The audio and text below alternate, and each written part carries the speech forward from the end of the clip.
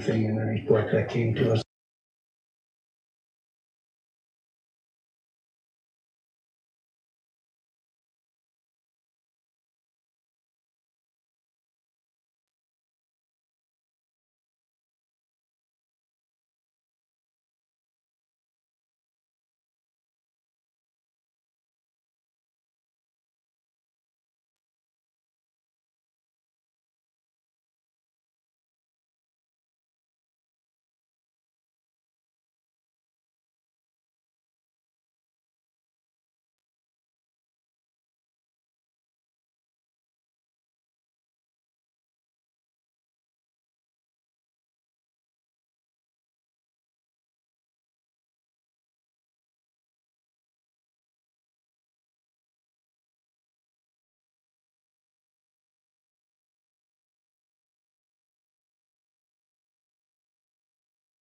Is the board ready?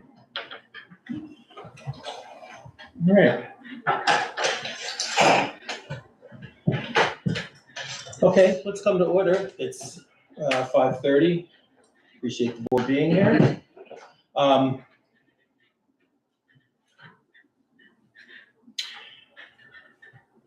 What's the board's pleasure?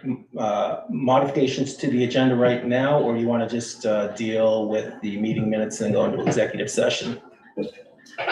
3 minutes in executive session. Anybody else? I have no objection to that. That's fine with me. Okay, then let's do that. Modifications to the agenda will come after we come out of executive session. All right, let's see.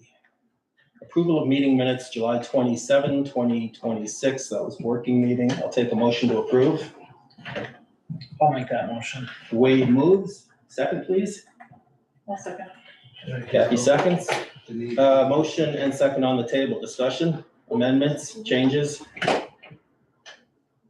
I just want to make sure that, and I did speak to Hannah just now, my name's spelled S-H-A-W-N, not S-E-A-N. Thanks for the update. And there's a few things in there that I'll just vote for the minutes. What are there things in there that you wish to see edited, modified, changed that you feel are inaccurate from the meeting on the 27th? Nothing, I'd just rather put the conversations to bed, so we'll leave it. Anybody else concerning the July 27 meeting minutes as proposed? You good? Mhm. All right.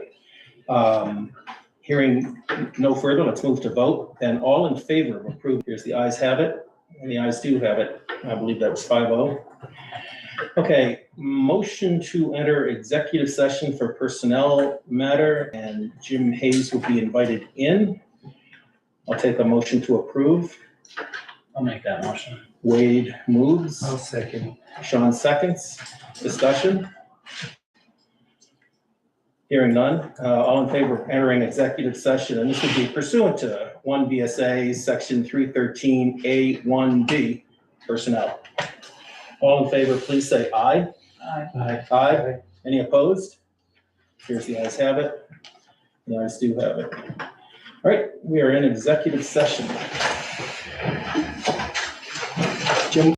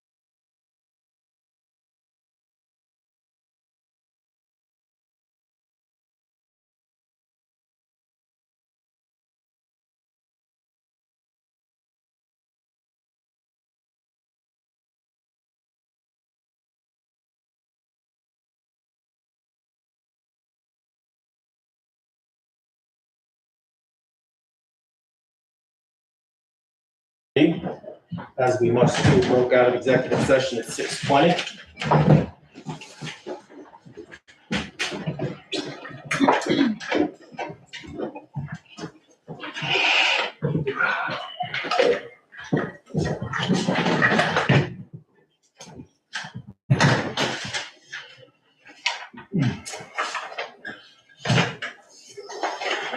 So we have some catching up to do here on the agenda. Let's see, the first item is modifications. I have a couple of items that ought to get at least a discussion, but let's hear from anybody else first. Do we have to say no action taken? Yeah, and no action coming out of executive session. Thank you. Thank you. Okay, so modifications to the agenda. I'd like to just bring up a modification for executive session, an employee-related issue. Was this, What I had mentioned. that's public except for an executive session portion of that. You want to keep going with the modification? For a rate? For pay rate. Pay raise for an employee who's been making a request. Yeah. How do folks feel, how does the board feel about adding a pay raise for a employee? My hesitation to do it this time is that that's an expenditure, it's not inconsiderable. And I am worried that it ought to have its own agenda warning. I'm okay with it being added. It was brought up the last meeting to add to the agenda, it just didn't make it there, and I didn't catch it. Right. Pay raise? Anybody from the audience have a different feeling about it? Anybody else? I support the discussion. Yeah, I think it probably should have been on the agenda, but if we've got three people who wanna deal with it tonight, so. All right, we'll put it on. Let's put it, where do you want it, Sean?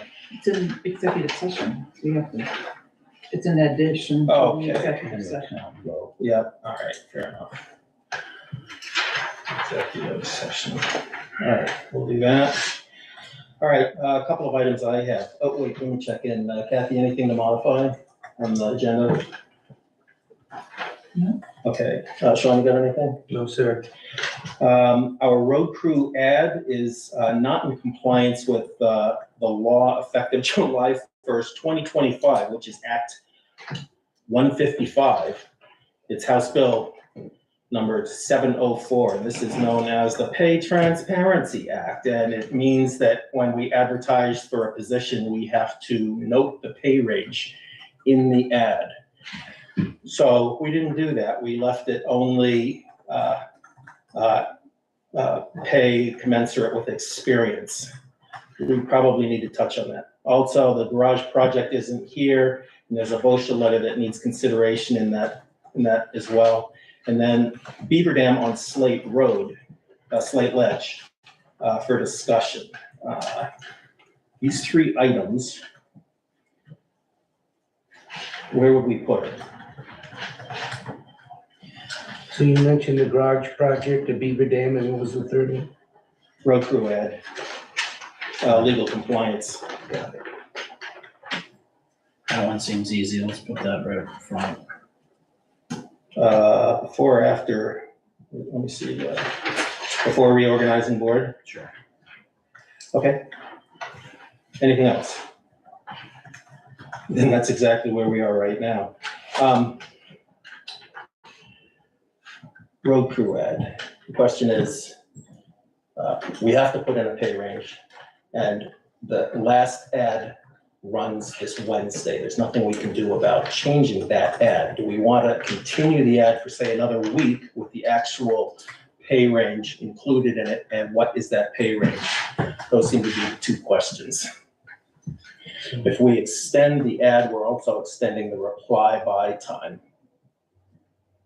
Yes, I'm extending the ad, and again, I'm new to this. Do we talk about a dollar and cent in Well, public? we've always had $25 which is Base, the base, and then it was, I didn't think you had to put the other end of on that, the I think you just had to have, nobody's gonna get very interested at $25 That's an what hour. I'm thinking, my real question is, can we talk about $30 or $32, or does that have to be in an executive session? It does not have to be an executive session. The pay would essentially still remain commensurate with experience, but we kind of have to legally, to comply with the law, note the pay range. So could we put $25 to $35 an hour, or $32.50, I or think we should $30? just start with 25 and then, Because he said a range. and Wade said that we don't need a range. So I don't know. I don't- I didn't think you had to have the top end. I thought you had to. Because have most the base. as you see, just Well, let has me a say base that- rate. VLCT wrote back as well to tell me the exact same thing, and they said, pay range. Range. And I haven't read the actual law, Act 155, so I don't know what the law states, but let's just assume we do need a pay range, at least for this conversation. Can we do 25 to 28? I mean, we would even be safe to do the low end to what our road foreman gets, because they're gonna be in there somewhere. Do that? It doesn't have to be the hourly wage, it can be yearly salary also. That's easier. We work by hourly range. What does the foreman get? 34. So we wouldn't want to list 35. You can, but you better think twice about what I'm getting. I would think, yeah, I would 25, think 25 to 30? 30, yeah. I don't know, just, We want somebody with road grader experience. Do we don't need to go a little higher to get that? Well, we could do 30, 25 to 30, and then it's, Pay commensurate with experience? you can, if you want to add that in, because that's what they did with Rick, right? They So, gave Rick $30 an hour. And then they found out that, But that's what they did. But it was advertised as 25, yeah, I believe it was advertised at 25. And because we're then used in the it was same. negotiation. Sean, you had a idea percolating? well, yeah, I'm thinking that we know a certain somebody's only gonna work a little, couple of years, at most more.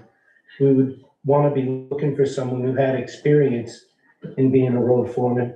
So what do we wanna go, like 28 to 33.50 or something?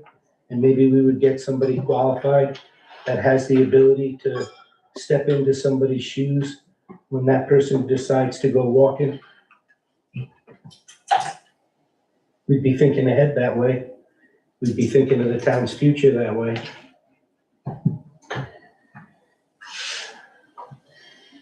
What's the foreman think? If you're gonna offer somebody 33 and I'm getting 34, and I handle all the responsibilities and the paperwork and the whole 9 yards, that's kind of kick in the face to me. But I will agree with Sean that however we do it, we've gotta offer enough money to attract attention. But we also have to, plan for the future. Sean, what if we were to do 28 to 32? Jim, does that satisfy your sense of propriety? $2 less than me. But also, the year-end's coming up too, and whatever, so. I don't know. Somebody put a motion on the table. We can just, I'll put a motion on the table to advertise for 28 to 32.50. I think that's too high. I don't agree with that. Anybody second? I think the low end shouldn't be that high I think it should be based on 30. what we, our current. You want to modify? Go ahead. I just think too that, it all comes down to negotiation, depending on experience. But I think I depending agree. on, you're gonna have to pay somebody decent in order to get I think somebody it with experience. I think it should be 28 to 30. But I think what you should do too is once we negotiate with that individual, you should adjust our incomes accordingly. Yeah, but that's a discussion for executive session, I would believe and imagine, Right. at a later date. Right now, we have The to discussion is the ad. concentrate on the ad and getting an employee or two if we're 25 to 31? I think 25 is too little. That's just the base. Well, I don't have a basis for that, but I'm gonna assume if we went down and checked with construction people, that $25 is a base pay for a laborer at this point. Do you know from the report, the other towns? Do you remember? I don't remember. I think Danville's 25 something. They were 23. Somebody said they just gave $2 an hour to everybody. I think we should start at 25 and go to, I agree with Sean that I feel that it's too low, but we can't go above where the crew member is right now. Right. no, So we would have to go 25, I would say base, and then we could go up from there. What would you put as the, I like the 31. 31? There's a motion, so. Just for out of curiosity, the Vermont League of Cities and Towns list there is at like 23 to 27. Oh, 1 second. Your name? Chris. Chris. Yep. Last time you signed in? Yep. Where are you from? St. Johnsbury. Okay. I was just offering information. I've got no input, but. No, that's fine. I just wanted to know who we have here. Absolutely. Your thoughts? No, I just think you need to be in similarities to what other towns the size of this are. You know, which if their average is, you know, between 20 and 27, and right on the Vermont Leagues of Cities and Town websites, there's a bunch of ads for 23 to 27. Why wouldn't you be there? If we want to Just to attract start, attention. just to start, and then, you know, you can go higher if somebody negotiates that. Wade, you were formulating something. Were you suggesting 25 to 31? I know Sean had a Are you motion, moving that? so we've got a motion on the table. Do that ever get? No, Sean never got a Nobody second, so seconded. it's so Yeah, far I'll make that dies. motion. Okay, Wade moves $25 to $31 pay range for the road crew advertisement. Anybody second? I don't, Kathy seconds. So now it's properly on the table. Further discussion? Hearing none, move to vote then. Oh, are we also agreeing that we're gonna run the ad for another week? Yeah, I like that. Yes? Yes. And then we bump out the reply by due date as well, by 1 week. I don't even remember what the date is, it's the but 17th. The following Monday would be the 24th. 24th to 24th, one more week, same days. Okay, so the motion is pay range stated 25 to 31, run the whole ad for 1 more week. Application response is due by 8/24/2026. So do we need to tell her what days to run it? She's running For each Monday, one? Wednesday, Saturday. And this Wednesday is the last day under the previous allocation. So she could do Saturday and next Monday, Wednesday and Saturday and, No, this Wednesday is the last day, so we get Saturday, so we do and then one more Monday, Wednesday. Wednesday, the next week. Is that agreeable, or do you want to change the, Oh, that's fine. okay? I just need to know, because I'm the one doing it on Front Porch Forum, so I Yep. just want to know. And I'll what update the last- with VLCT. So that's the motion. Any further discussion? And if you think you have all that? All that gobbledygook reduced down to good, solid motion language? Well, not yet, that's in the editing phase. Okay. I got the details. All right. I think So the last day to run the ads and then. Hang on a second, Jim, I gotta think. 11, 12, yes, 19. Okay, Jim? Has there been any interest so far? One applicant from Barry, Young, and restrictions. Okay. Motion on the table. Any more discussion? Okay, all in favor of the motion as we have worked out, please say aye. Aye. Any opposed? Here's the ayes have it. The ayes do have it. All right, 5-0.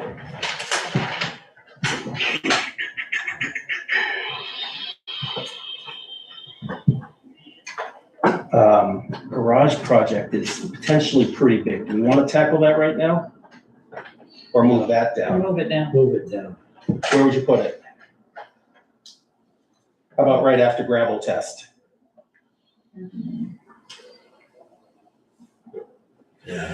Anybody object after gravel test? Okay, let's do that. Beaver Dam on Slate Road, Slate Ledge.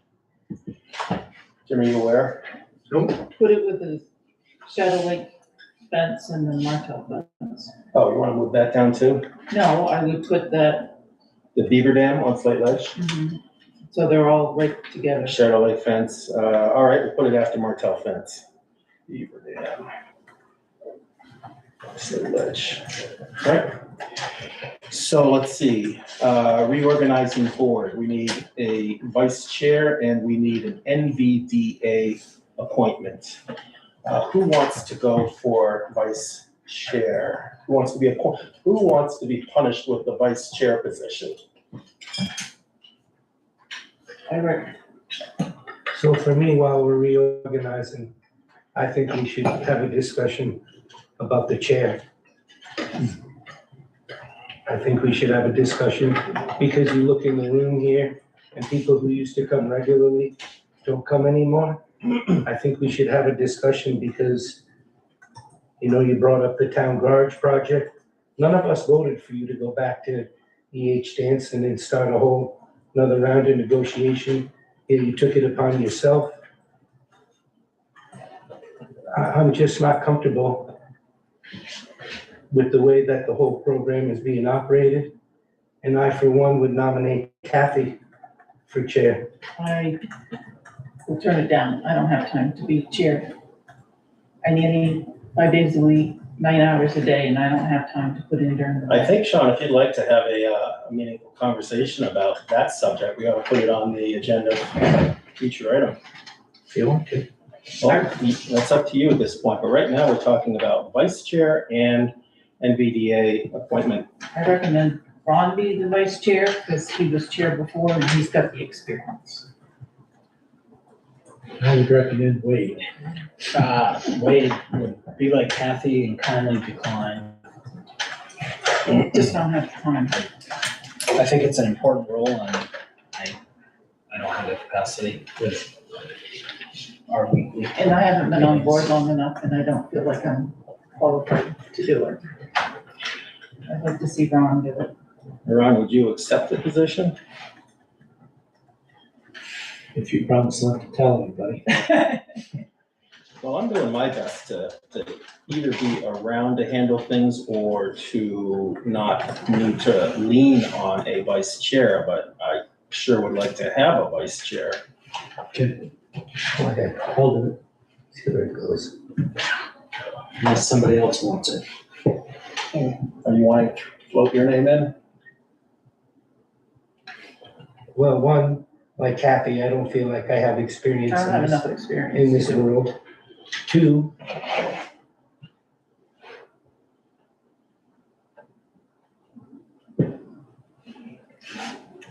I don't necessarily have a comfort level about how well we work together, but if there's nobody else, I'll be willing to give it a try. I think we should give it a try. Well, there's a vote for that. I make a motion that we make Ron the vice chair, assistant chair, whichever. Well, okay, so there's a motion. Anybody want to second the motion that Ron be appointed the vice chair? For discussion? It doesn't mean it's the vote. Wade? I'll second it for discussion. Wade seconds. Further discussion?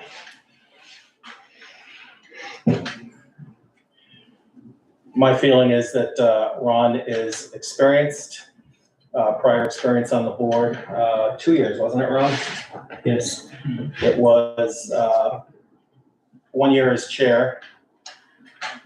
In my opinion, 1.5 as chair. yeah, because of resignation of the chair. Okay.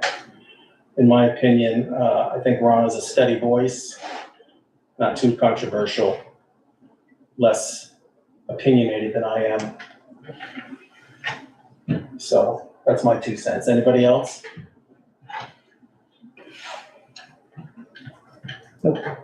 Move to vote. All in favor of appointing Ron Gray as the vice chair of the select board, please say aye. Aye.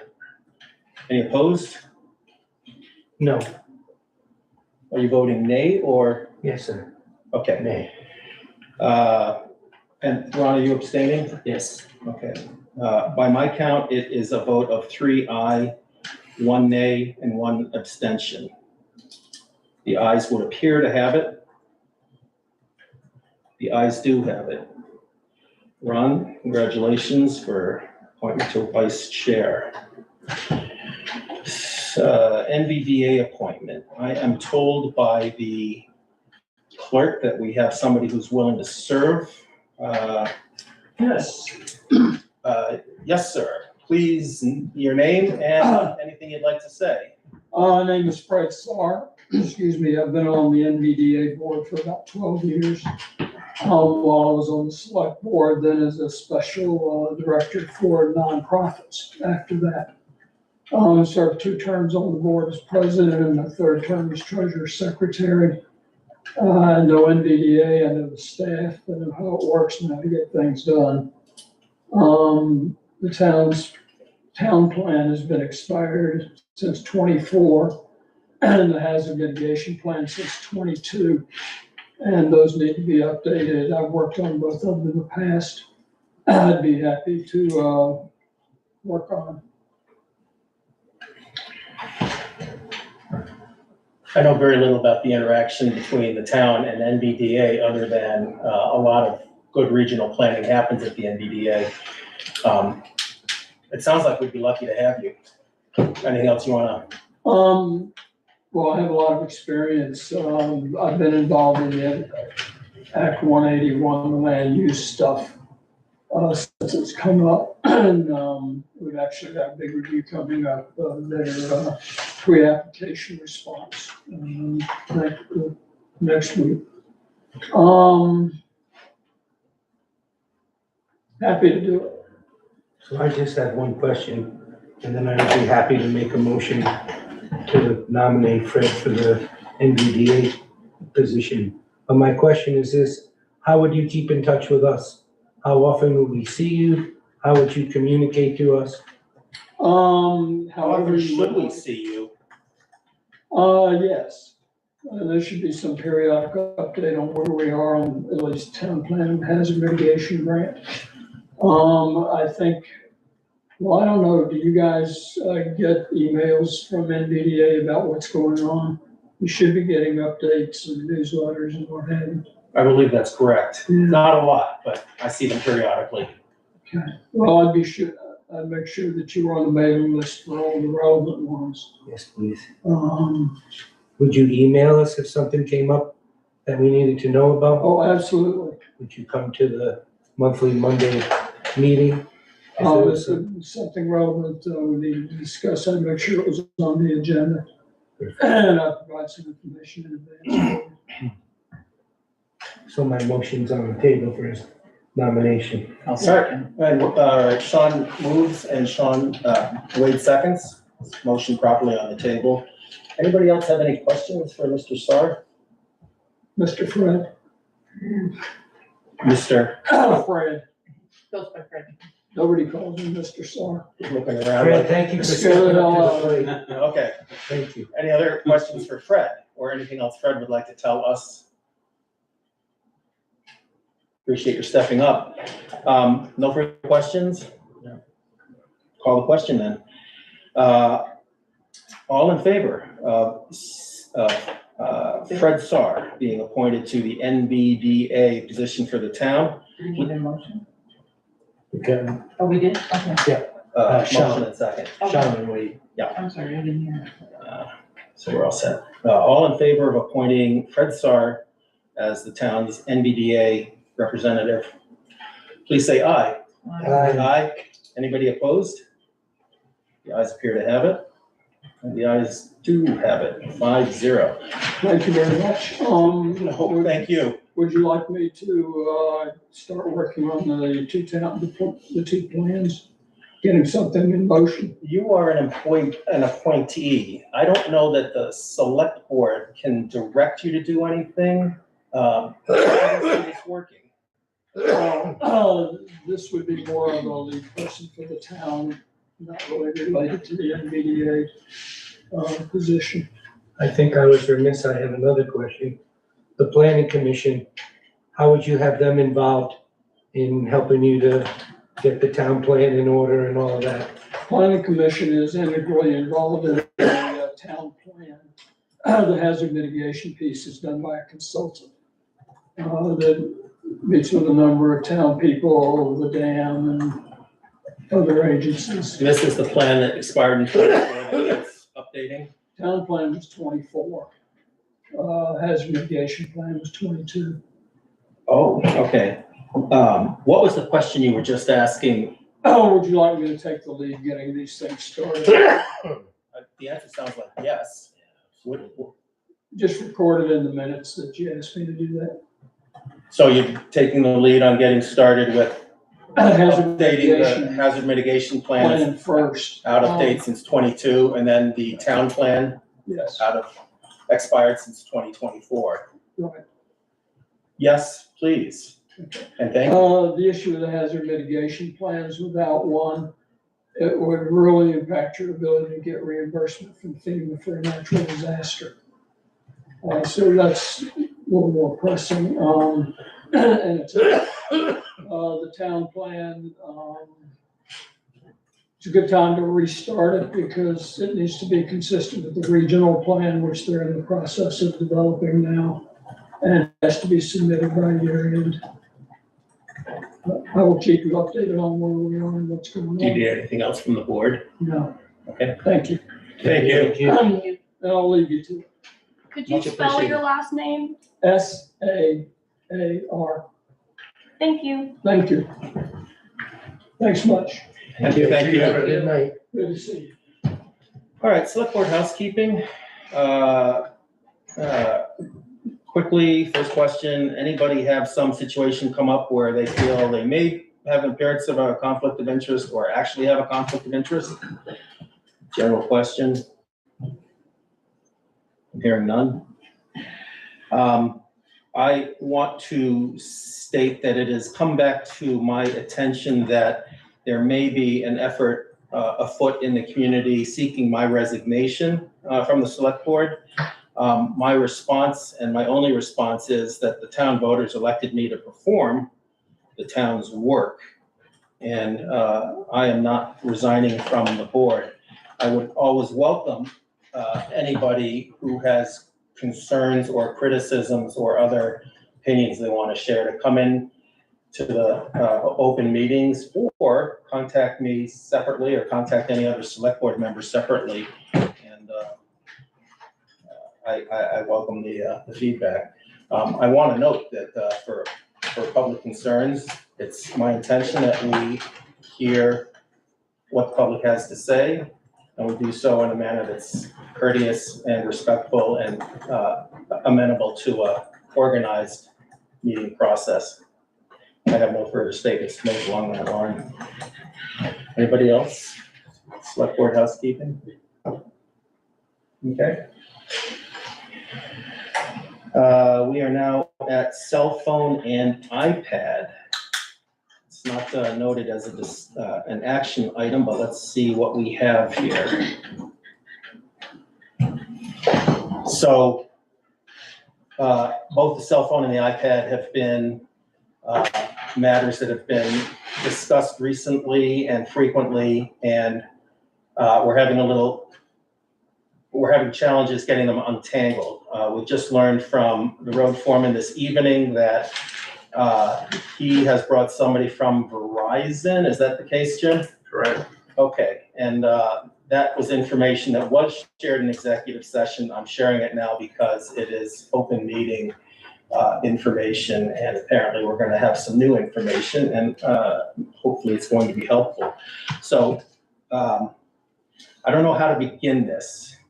Does your person want to start. And let me say that the problem we're trying to solve is we want well, the board's gonna have to decide, and I think it's the case, that the board wants the foreman to have a town-issued, town-owned phone for his work. We also need a contract for the iPad. Is this something you can directly address with us right now and give us good information? Absolutely. Okay. Again, would you state your name for the record, and then let's... Chris, Beattie, And where do you work? Verizon store in St. Johnsbury. Okay. What's your position there? Store manager. Okay. You want to start? Yeah, so this goes back a while. So back 3 months ago, Jim came in. Actually, it goes back further than that. 4 years ago, Jim had tried getting a phone under the town of Waterford's municipality account. For whatever reason, the documentation that was needed to set up that municipality account couldn't be provided to us at the store to set that account up. Jim took it upon himself, as he didn't have a smartphone at that point, to set up an account in his own name. His personal credit, his personal everything, through the agreement that he had with the board at the time, that I believe they paid the cell phone bill, as it was used exclusively, or not exclusively, but for town business, with the iPad, with his mapping stuff that I helped him get on it. And it was business as usual for several years, 3 years. Roughly 3 months ago, so that would be, I think it was in May, Mr. Hayes came in with a phone that had lost service. I performed some technical stuff to it, got it working. 3 days later, it stopped working again. Jim came in and I gave him, kind of the best deal, which was, at that point, we had a trade-in promotion. So we traded in the old phone that he had, got an $830 credit off the new phone, an $840 phone. So it was a $10 phone at that point. Can you give us those numbers again? Yep, so the promotional credit was $830. The overall cost of the new phone, $840. So $10 difference. At that point, the only other option was for Jim to do an insurance claim. With the insurance claim, it would have been a $99 deductible, $79.99 to transfer data, $34.99 for a screen protector for the new phone, given his line of work. I think that's his first line of defense. And putting him just a little over $200. Instead, being a repeat customer, being a municipality, knowing what it's being used for, the best financial decision for the town was for Jim to get a new phone. It was the least expensive option of the two. With the exception of the latter carries a 36-month agreement. So you've got to stick with Verizon for 36 months. Can we stop on this point? I didn't catch all the numbers, but I understood it was approximately $200 total to obtain a new phone. Yeah, I think it would roughly, with the insurance claim, it would have been about $220. Well, that's what I want to ask you. We were paying a monthly fee as like a warranty or insurance for the phone. And it's that program that you're saying we could have gotten a replacement phone? At $220. Yeah. Yep. What kind of phone? Same iPhone 14. 3-year-old phone. But just a further clarifying, you were able to set them up for $10. Yeah, the new phone cost him $10, and then the tax on the new phone. So I think the new cost was like, without having the invoice, it was like $189, $190, something like that. So there was clearly a $20 or $30 difference for a 27 cents a month increase to the bill. 27 cents. And then I believe it was the month after when Jim had came in and we got into the account. So I'm going to fast forward from that to trying to move the existing phone and iPad to a municipality account.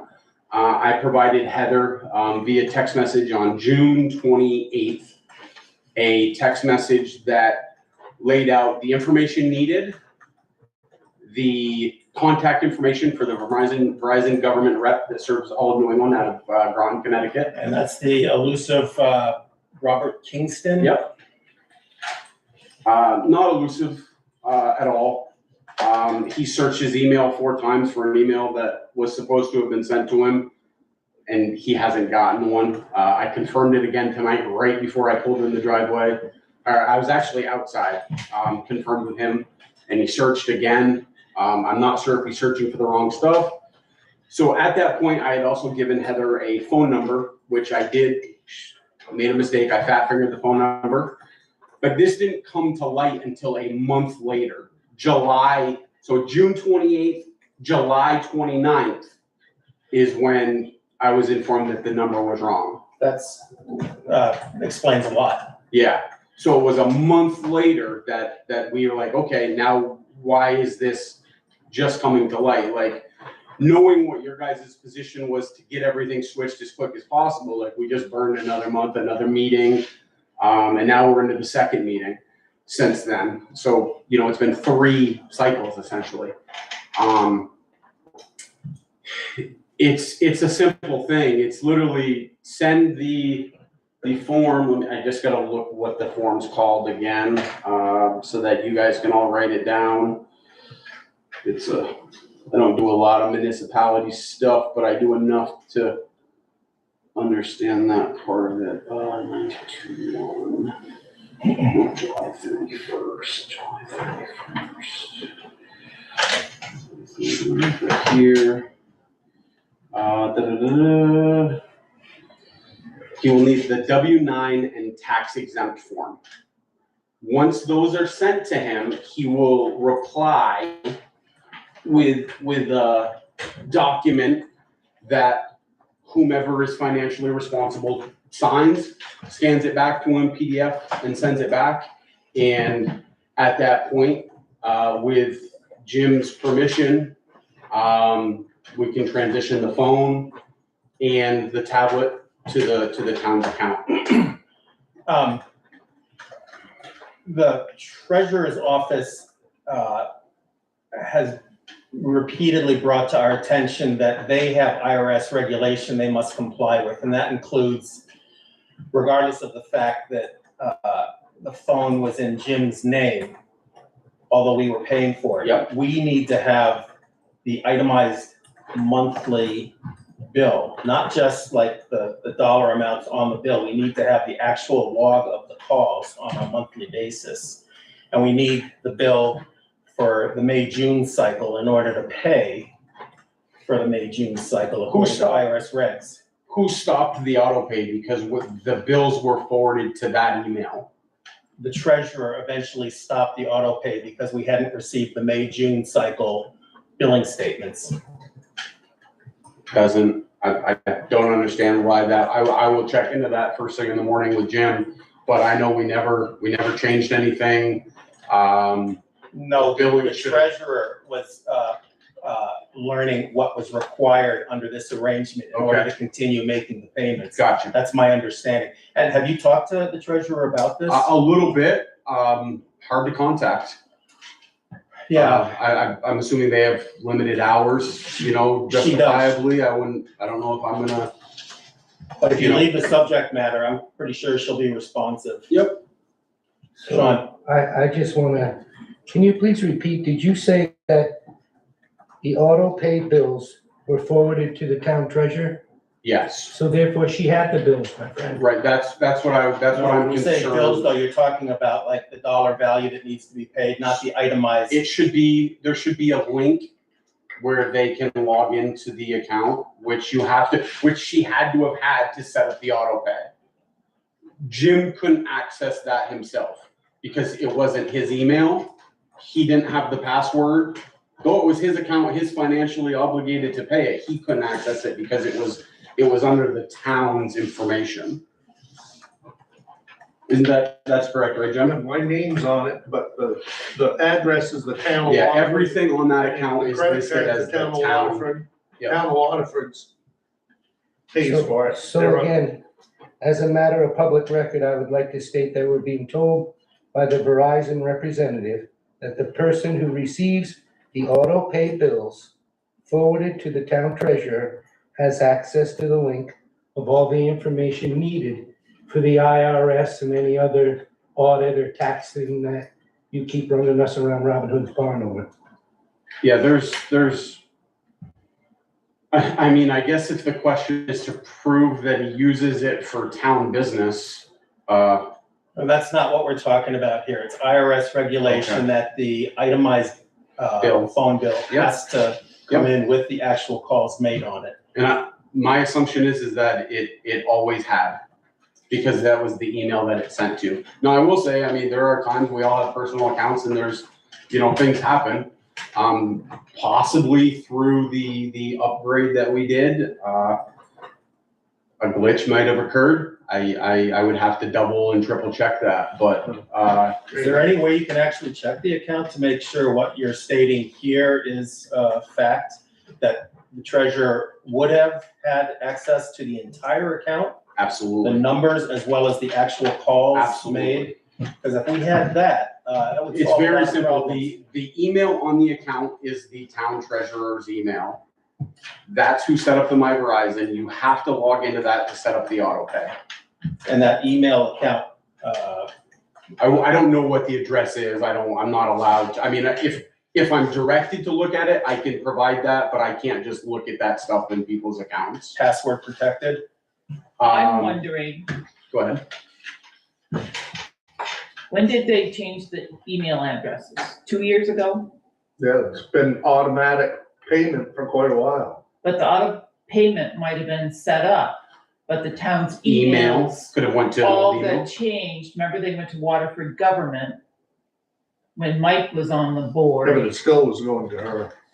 I've got it right here. Did she ever provide you copies of anything, or did you? No. No, I just wondered if, in Verizon, if it had Yeah, I the can, old yep, email, because the town switch upgraded email servers. switch me email addresses a couple years ago. she's been paying the. Wait, but What I'm what she's saying saying, Jim, is is that the auto pay was still the set up? auto pay was set up, so it was always there, so when we upgraded emails, if right. the email didn't get Very well upgraded could have on the happened. account, she wouldn't be receiving those emails, That's possible. because they did get changed. Yeah. A couple years ago. This is pre my history. Yes, I forget when they changed it. Was it, might have been when Mike She's Barrett, still receiving the bill. The reality of the bill, That's She not might- auto pay. she the might have been reality of the auto bill, because it was set up. I'm sure Jim, I'm sure you guys, to put this behind us, heck, myself even, the first order of business is let's get things switched over. Right. Because that's what the end goal needs to be. If it means that Jim's out $250 for 2 months of bills, that's a small price to pay, right? Or I can make those go away. Like, it's just not worth the hassle for you guys to have a cell phone and iPad on your agenda for three months. For Well, Jim to have to come and that sit would- in my store for 3 hours because we're busy. If Verizon is willing to do that, it would end a log jam, because we kind of have still an impasse here between IRS regulations and Jim saying he's already provided everything that the treasurer has asked for in order that he's compensated for the May-June billing cycle. Yep. Can I give him Heather's correct address to see if it's in the account correctly? Is it a town public address? Mhm. Yeah. I mean, he could look online, but I can give it to him. Yeah, I'm just gonna put it in my notes so It's that a I public can address. look in the morning. If you even went on the town's website and looked up the treasurer's email This address. would be an Well, easy you got it. resolution if it's I actually. gave it to Oh, you. yeah, I do have Sure, the It's email. treasurer at waterfordbt.gov. Yep. Yeah, he's got that. Yep, yeah, I that's right. provided that to him. Yeah, but just make sure that's on the account.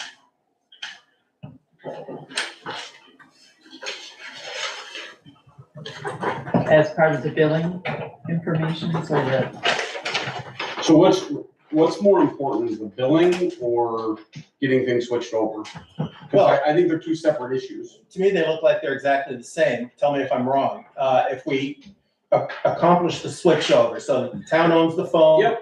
town owns the iPad. Yep. Town's paying for the monthly services for that, then the billing comes to the town. Everything. At that point, everything comes to the town. So Right. it's one issue, not two. No, because it's, you're taking a town account and Jim's account and thinking they're gonna go like this. I was But thinking that. They actually go like this from Jim's account. Nothing correlates. Taking phone and tablet from here, putting it here, you set up everything here, or the treasurer would set up everything new here, starting at that day. How fast can this happen? It could be done tomorrow. I think she's on vacation. Oh, that's right. I wonder, Can Marcel do it? Maybe Marcel could do it? Is that what you said? Yeah. Yeah, Sorry. it's, you know, it's. we'll look into it, but Yeah, it's just assuming the that, email, phone number to Robert. He needs the W-9 and the tax exempt form. He's gonna email back a form, PDF it, scan it, sign it, send it back, and then Jim calls in, releases the phone numbers to the municipality or the town of Waterford, Vermont. Bob goes in and grabs them, sets them there, and so Jim's this has to account, be coordinated through Robert Kingston. Robert Kingston. yes. And just for the sake of clarity, do Yep. you have the correct phone I number do. and the email address? You sent that down. Phone number 860. Yeah. 772-6953. Email address robert.kingston, KINGSTON, @verizonwireless.com. At Verizon Wireless. One word, Yes, sir. .com. Very good. So the question is, can Marcel do it this week, maybe as fast as tomorrow? Or must it be the treasurer? In Whomever- likelihood, it will be next Whomever week. is an authorized representative from the town to make those decisions. I'm You know, not positive. I think any of you could, to be honest, or I don't know. No, we run in our own pretty distinct Okay. lane, so the treasurer office would have to handle this. Yeah. Even as chair, I wouldn't do this. So the treasurer's office needs to do it. huh? Yeah. Maybe he's her assistant, so why couldn't he act on her behalf? That's what we're gonna find out. Is that gonna take a month? If not, she'll be back next Monday, if it can't work, right? So, I don't mean to put you on the spot, but No. you did put it out there on the floor. Yeah. Will Verizon forgive the May-June billing cycle in order to push this forward? I would have to look at the account, check some information, and I will do, everything in my power tomorrow, to get the account in the standing to which this can occur. Is there any way that, I or somebody on the board can follow through on this? I will communicate with Jim because that's who I have to communicate to get into the account anyways. Did you pass that info to Heather? She's on vacation. She's on vacation, but yeah. Put the accounts in his name. Right, he can take those phones and tablet and do whatever he wants with them right now. Obviously, that's not what we want to happen, as he has gotten his own. But the way Verizon works, like if you, Has to be a three-way conversation. yeah, it's the legality of it. Like, if I had my own account and Jim had a phone on it and he didn't give me the phone back, because I gave it to him, there's nothing I can do but disconnect it and take the financial loss, right? So it all starts with Jim saying, yes, I'm willing to give the phones to the town. And then the town says, okay, we want to take them. It's more than a verbal, though. There's a form for Jim to give it up. It's a verbal communication, 100% verbal, which he did. He has documents that he did it once, on June 29th. Okay. Around the time that we had, that was when we messaged Robert. So we thought it was gonna happen in that window, because it's only a 14-day window, and it didn't happen. So that request expired, first week of July, second week of July. Okay, so we have to do it again. but Yeah, yep, We'll get our ducks in a row and see that we can, get this accomplished. yeah, just get it switched over. What can go wrong here? Nothing.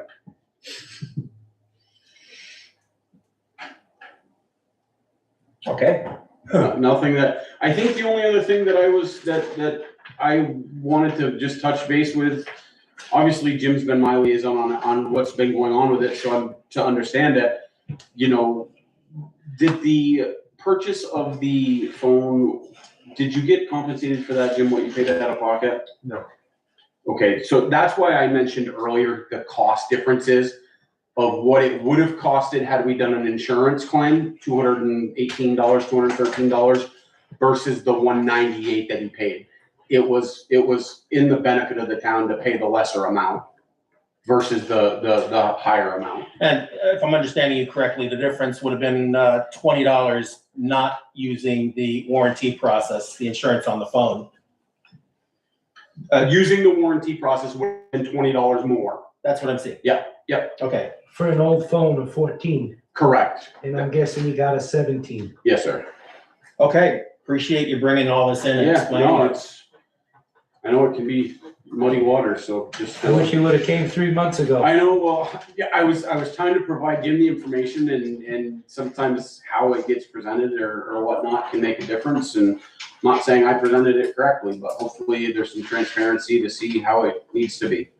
So the only sticking point at the moment that I see is whether you, and thank you for making the offer and looking into it. Yep. No promises I'm Yep. hearing right now. Correct. Is forgiveness of the outstanding May-June bill. Yep.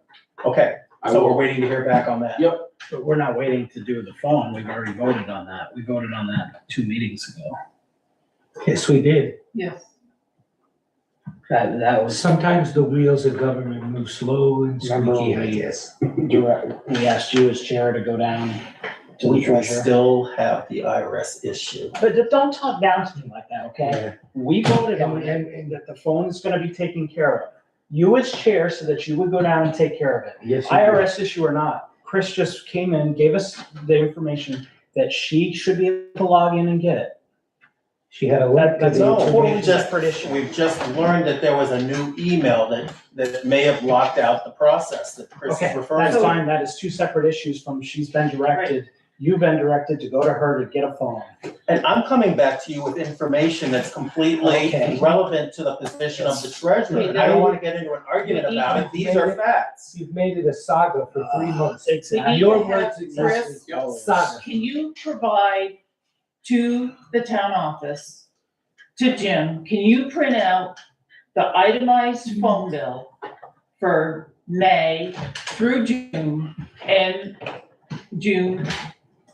The I can one that ended probably- on June 29th, so that the log, Is that Potentially possible? June, May, no. My system only goes back 3 months What are you saying here again? for the itemized, I can print an itemized, but not a detailed. So the detailed lists all the phone numbers, all the phone calls. The itemized is item lines of cost, credits, taxes. We need the former. We need the call information as well as the itemization. Yeah, so I'm not sure. They're only saved typically in my system for 3 months, so I can't go back any further than that. She didn't wipe out and delete or deletes. She has a link to the log into the account where she can get the information Yep. that she needs. The told us that. business account may have No, and more then that was- information. Superseded by new information, Sean. Jim, could you provide the May-June billing cycle information, including the call record? I can look and see if I can provide that to the town. You have it. What are we discussing? You have I don't it? understand. I don't- if he didn't get the Yeah, bill, he only has the itemized. he might not have that. Yeah. Part of it. Yeah, like you have to pay for detailed billing. That's an upgrade to your bill. It's like $5 a month to have itemized, because they're printing off 27 pages of phone calls and text messages versus 4 pages of a bill. Yeah. So that is an upcharge, and I don't know that he I had don't that. understand. How were you able to provide all the previous information up through April that the treasurer was requesting? I provided exactly the same thing as what I did then. There were It's never been pages, different. 4 pages, nothing's changed. I don't know how to explain that. The only thing I can think of is that Heather went in and got a different IRS after that time, when the whole thing went down, and that's when they needed the itemized. Every one of The those auditors. months, every one of those months was, I think, like 4 pages. That's what a Stuff. normal bill is, 4 pages. And it was included everything on the financial stuff, that's what I had. The detailed billing, is an elective that you have to pay for. Bottom line remains the same. Yep. If May, June billing can be forgiven, it solves a lot of problems Yep. here.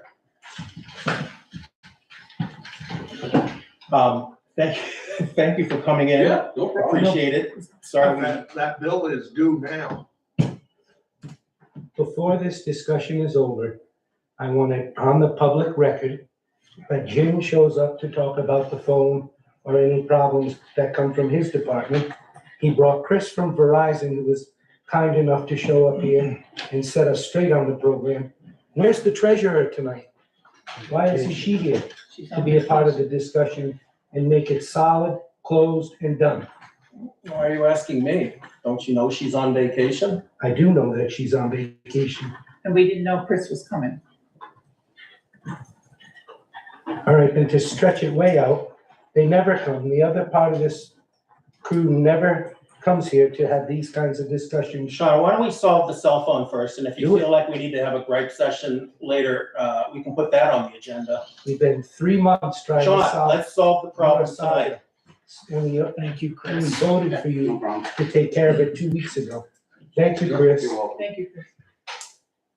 I'll be in touch with you in the morning. Beautiful. Seriously, Chris, thank you so Yeah, much. no problem at all. Okay.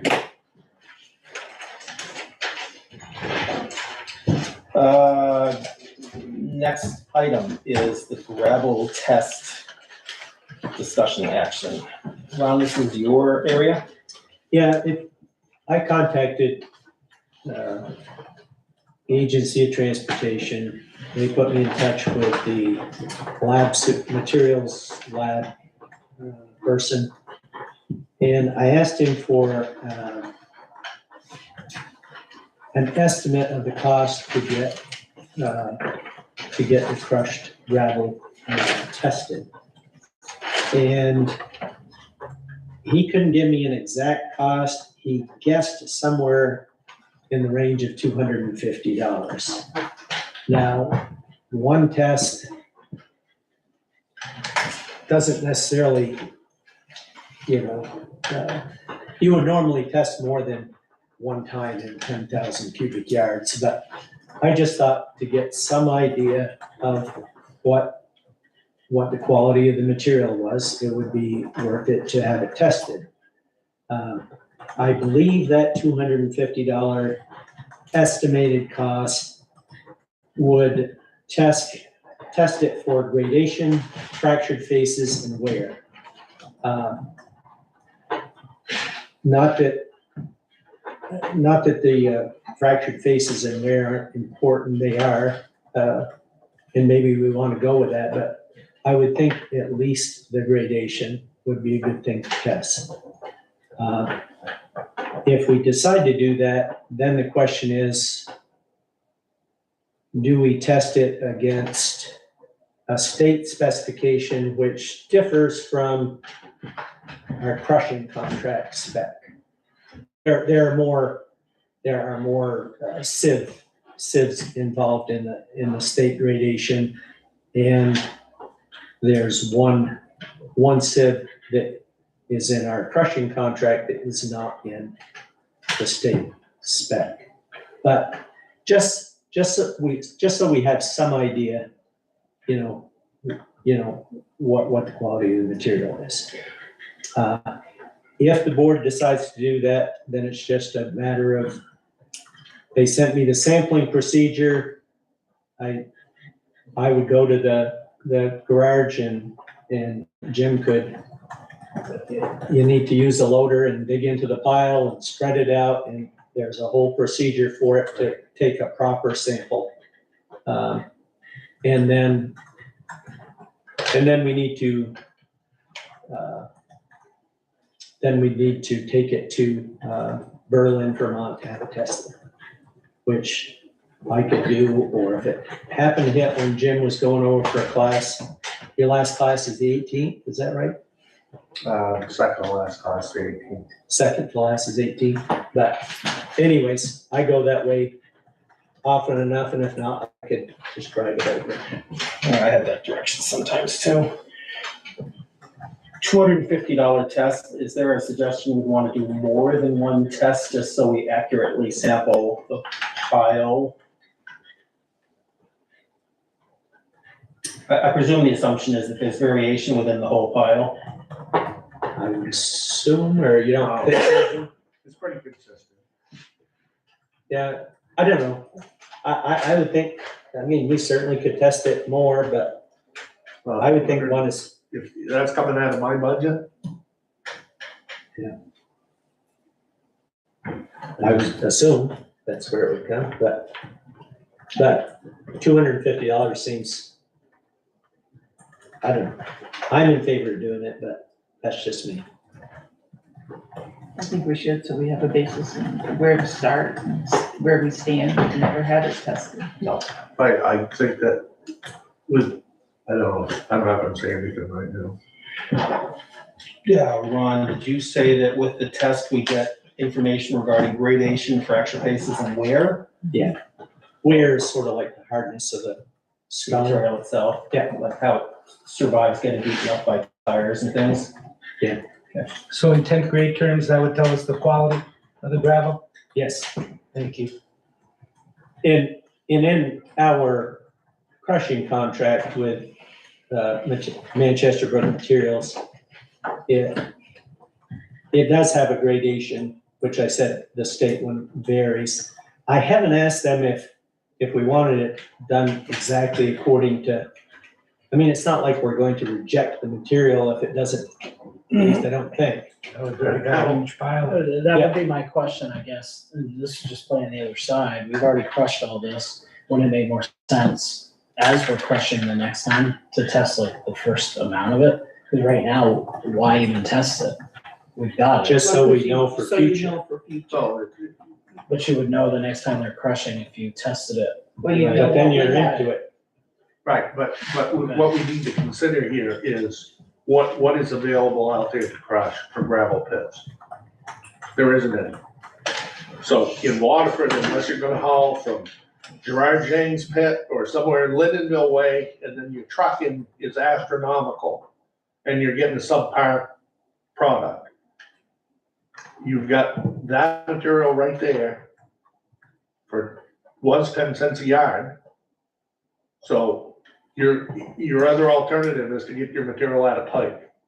Now, when you start talking pipe material, you're talking $13 to $14 to $15 a ton versus 10 cents a yard. So we've always used that type of material. Our roads have proven to be very hard and some of the best roads I would say in the state. And so, I mean, we test it and we go, oh, this has such and such qualities. So we're gonna throw that 10,000 yards away, or in the future, we're gonna pass up $10 a yard crushing it No, I because think, it's subpar. I firmly believe it should be tested. I But we do can too. test it, but And I now think, I think we need to have it tested because if we end up in a negotiation in regards to a new price, then we wanna make sure we're getting what we're paying well, for. from that perspective, that's up to you guys. But I'm saying as far as having it tested, as far as usage and product availability, it speaks for itself. How do you mean it speaks for itself? Right there. It has its own properties, it has its own characteristics.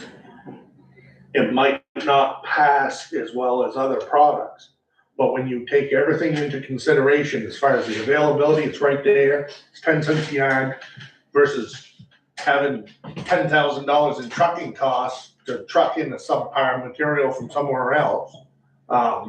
Or go to Pike and you're gonna pay, your budget's gonna go fly through the roof.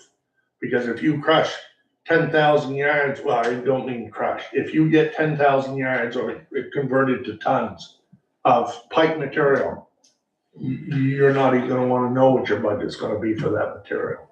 Unfortunately, Compared to this. there's a potential for that anyway. That's right, you're correct, but I calculate you probably got 2 more crushings over there. And that's if the material stays consistent with the way it's going. For $250, I think we should do it. Right. I'm fully in favor. And go ahead and do it. You have your other motives or whatever, that's fine. And I make a motion that we go and get it tested for $250. I think that, yeah, but you take more than one test. I mean, we can rack up some serious coin here that could be spent elsewhere in my budget. Well, I think we should just do one test and See where we are, at least See to where start. we're at. There you go. It's just we'd have a ballpark figure, you know, we'd have. Right. Are you saying that the sampling technique can attempt to sample various locations inside the, if you had The more gravel than pile? one test. If you had more than one test, if you test, you're not supposed to just go pick around at different places when on the whole stockpile. You take a bucket of material out of the pile, you lay it out, and then he performs his test on it. So if you were to do what you're talking about doing, you'd have to take multiple buckets from different places and there would have to be multiple tests. I had thought you might take multiple buckets from various places on the pile and mix them together and test that. Because that's not the way that it leaves. If you're digging in one spot and you're hauling it and you're spreading it on the road, that's consistent with that material right there. And if you go over here, it might be vary a little bit. So if you mix them all together, it's not consistent with what's there.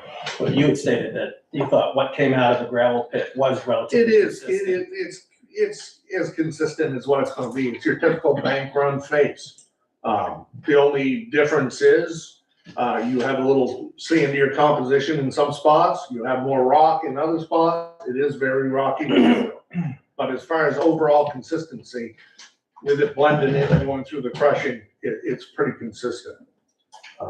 As far as the aspects of it.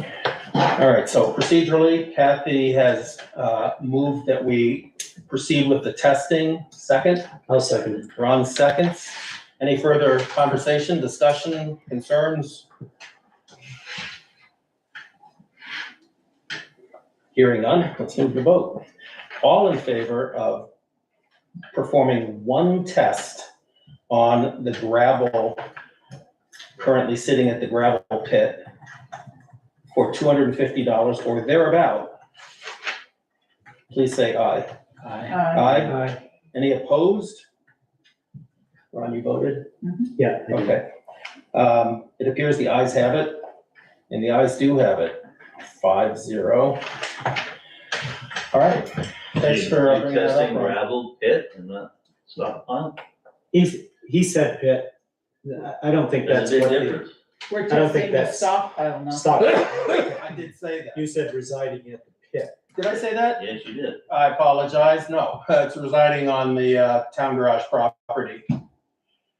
Thank you for the clarification. You're welcome. All right, let's see, that's the gravel discussion. Shadow Lake Road signage discussion. Next. Garage project. Garage bullshit, correct? It's the garage project, and I think we need to consider the motion letter in that discussion. Okay, well, that's next, is what we have. Yeah, thanks, Kathy. No, you're right. All right, garage project. Sean, do you want to open? You have some concerns that I followed the recommendation of the engineer and asked for next step schematics. I'm happy that we're moving forward, but I do have a problem that you didn't really get board approval to move the process forward. I'm happy that you did, and I would prefer just to discuss moving the process forward. Okay, I thought you were pretty unhappy about it, and I thought the board was well aware of what Roy Ward had said was the issue of urgency in this case. I'm good with not having a discussion. Okay, Let's talk about moving the project forward, please. all right, let's do that. I thought I passed all that information here. Does anybody have the proposal from Roy? In the email? Yeah. I thought I left the brochure, the last proposal, at home. So I believe if we're gonna move forward with the design, because I read it, it was 19,500, 5,000, and maybe 6,000 with the three figures. The 19,500 was for a design portion and a financial portion. One of the 6,000s was for permits, and I'm sorry, I'm at a loss on I'll what the have it third here one in a was moment. for. But he's got his computer, so you should be able to get the email.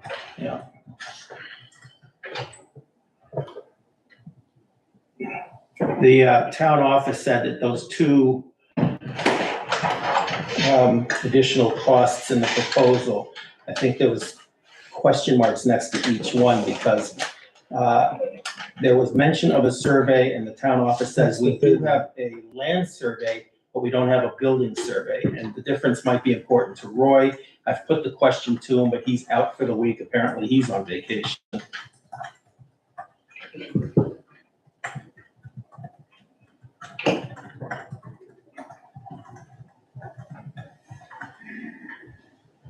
I can't get into the email. Does anybody else have access right now?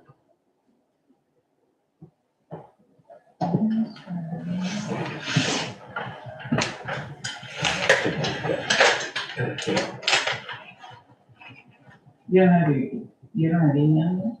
Yeah, I do, but I don't think I Oh, had here that we are. email. I think it was before I had access. The garage schematics? Yes. That's the one you want? Yeah. There's the email. There's a, should be an attachment to it, and that's what we want. That's it right there. And then I believe at the bottom of the email is the numbers. It's the bottom of the attachment. Architectural 19.5. Independent process, right? That's the one you want? Yes, ma'am. Independent cost estimator was 5,000 and the survey was 6,500.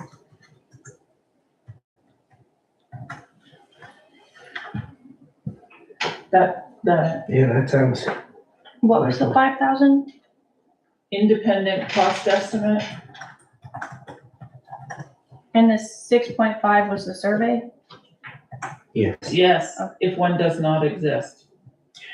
Yeah, and a note for the minutes that the survey is potentially an open question because Deb says we do have a land survey, but we don't have a building survey, so it's not clear which survey we need.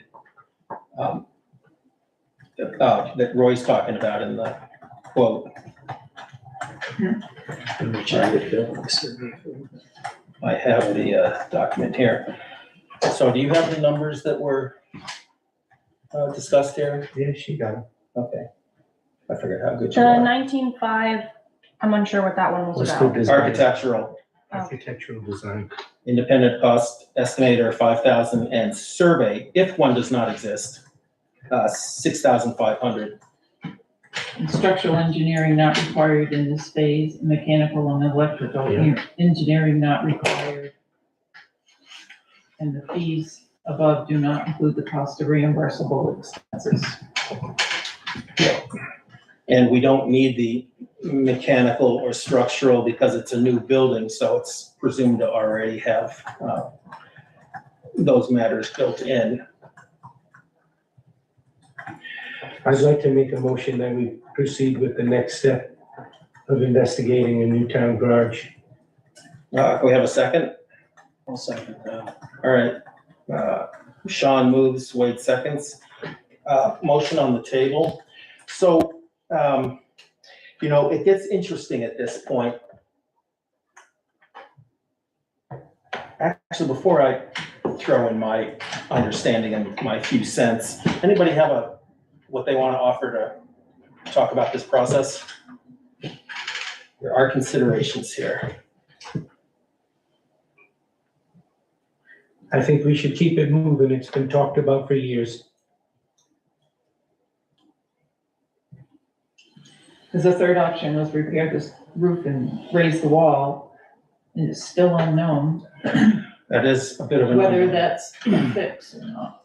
And Roy's numbers were honestly scary when he was here, just to fix the building. Yeah, there's like $300,000 difference, Right. because now you'll have to bring the building up to code. Wade, what you're referring to is something different again. Renovation was like going through and gutting the entire building. Right. Just repairing the roof and raising the wall is the third option. The question with that is, does that trigger fire marshal safety requirements? And that's still an open question. Right, but I think, I mean, the facility and my 20%, as you say sometimes, is, my 20% would be that we need a new building. And it needs to be brought to date. So that's what I would be voting on. I wanna make sure that's what you were thinking, is to go in the next, for my second. Anybody else? My fear is once we start tearing and doing repairs and piecemeal, it's gonna cost and pretty close to putting up a brand new building. And we don't wanna drag it out any farther than what we already have. It's been Like the going old on timers. forever. Like the old timers used to say, if you try to go about it on the cheap, it could end up burying you.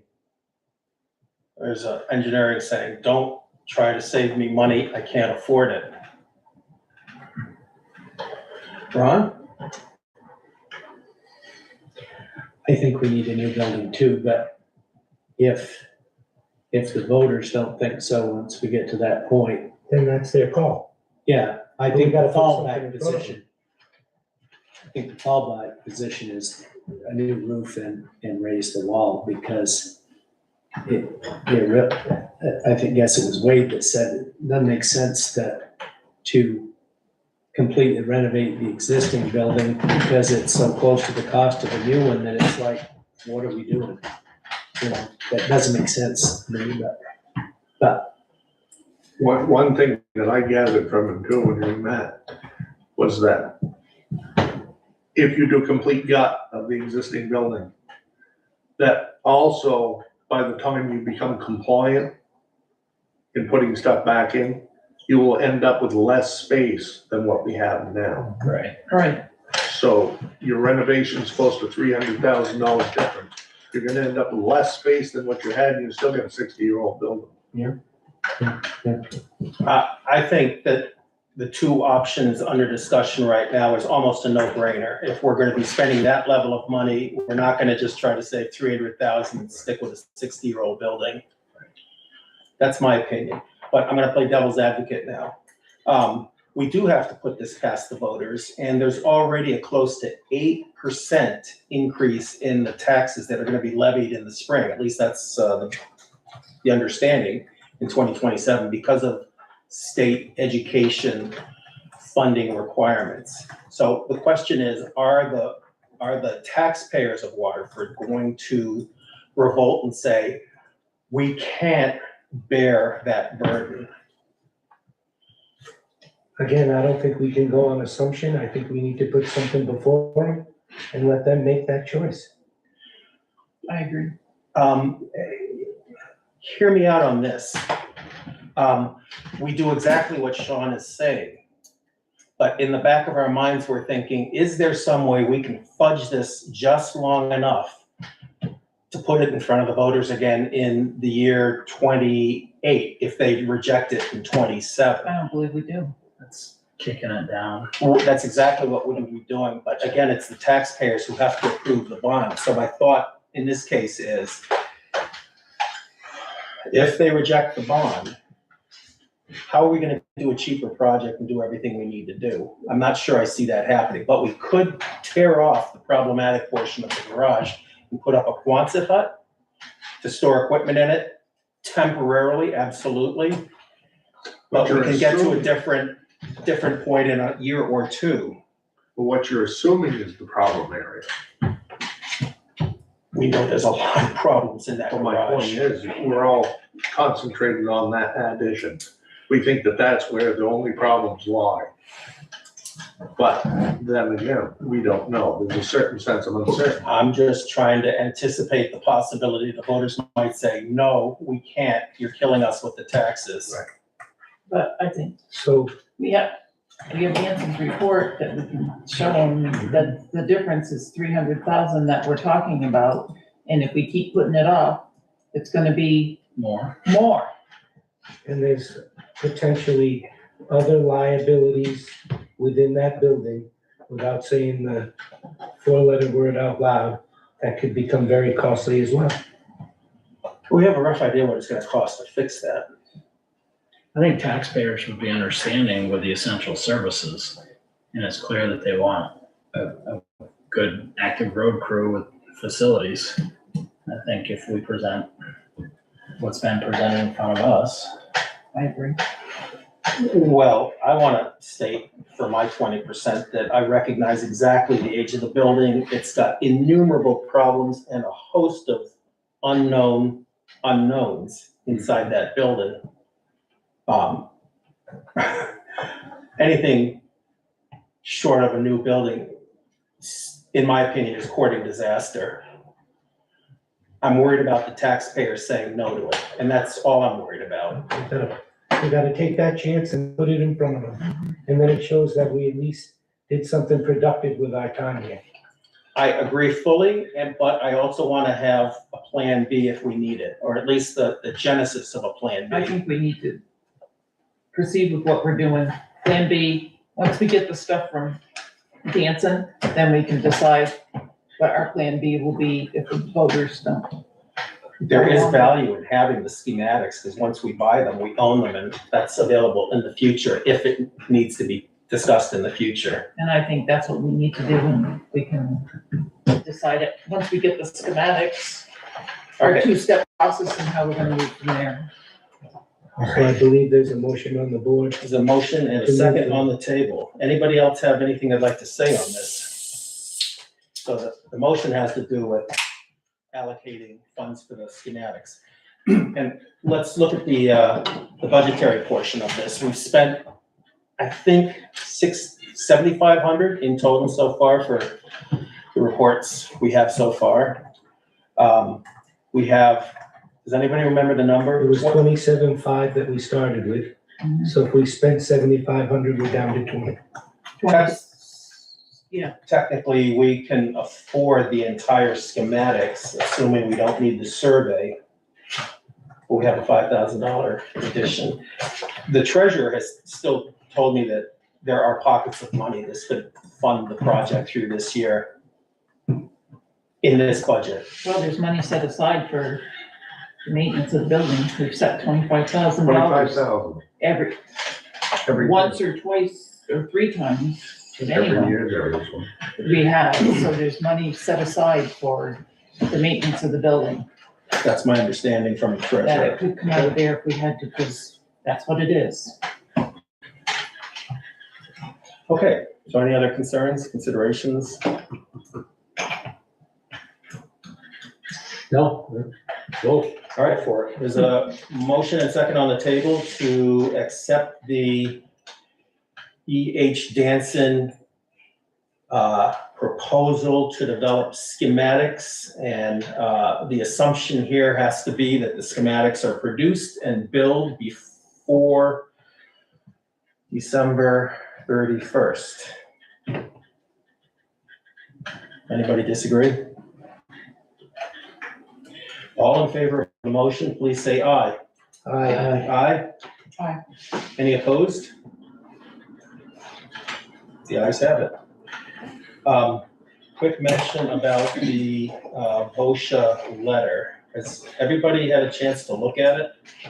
Yes. The letter is somewhat bare of detail, but it says problems in the ceiling. I presume that's in the added portion of the garage. And there's a risk of the ceiling falling. The clerk has responded to the request for additional information regarding our numbers of employees. And I think that may have bearing on the further requirements from the state, but we don't know yet how that works out. So I think that's the state of that concern and the state's involvement right now.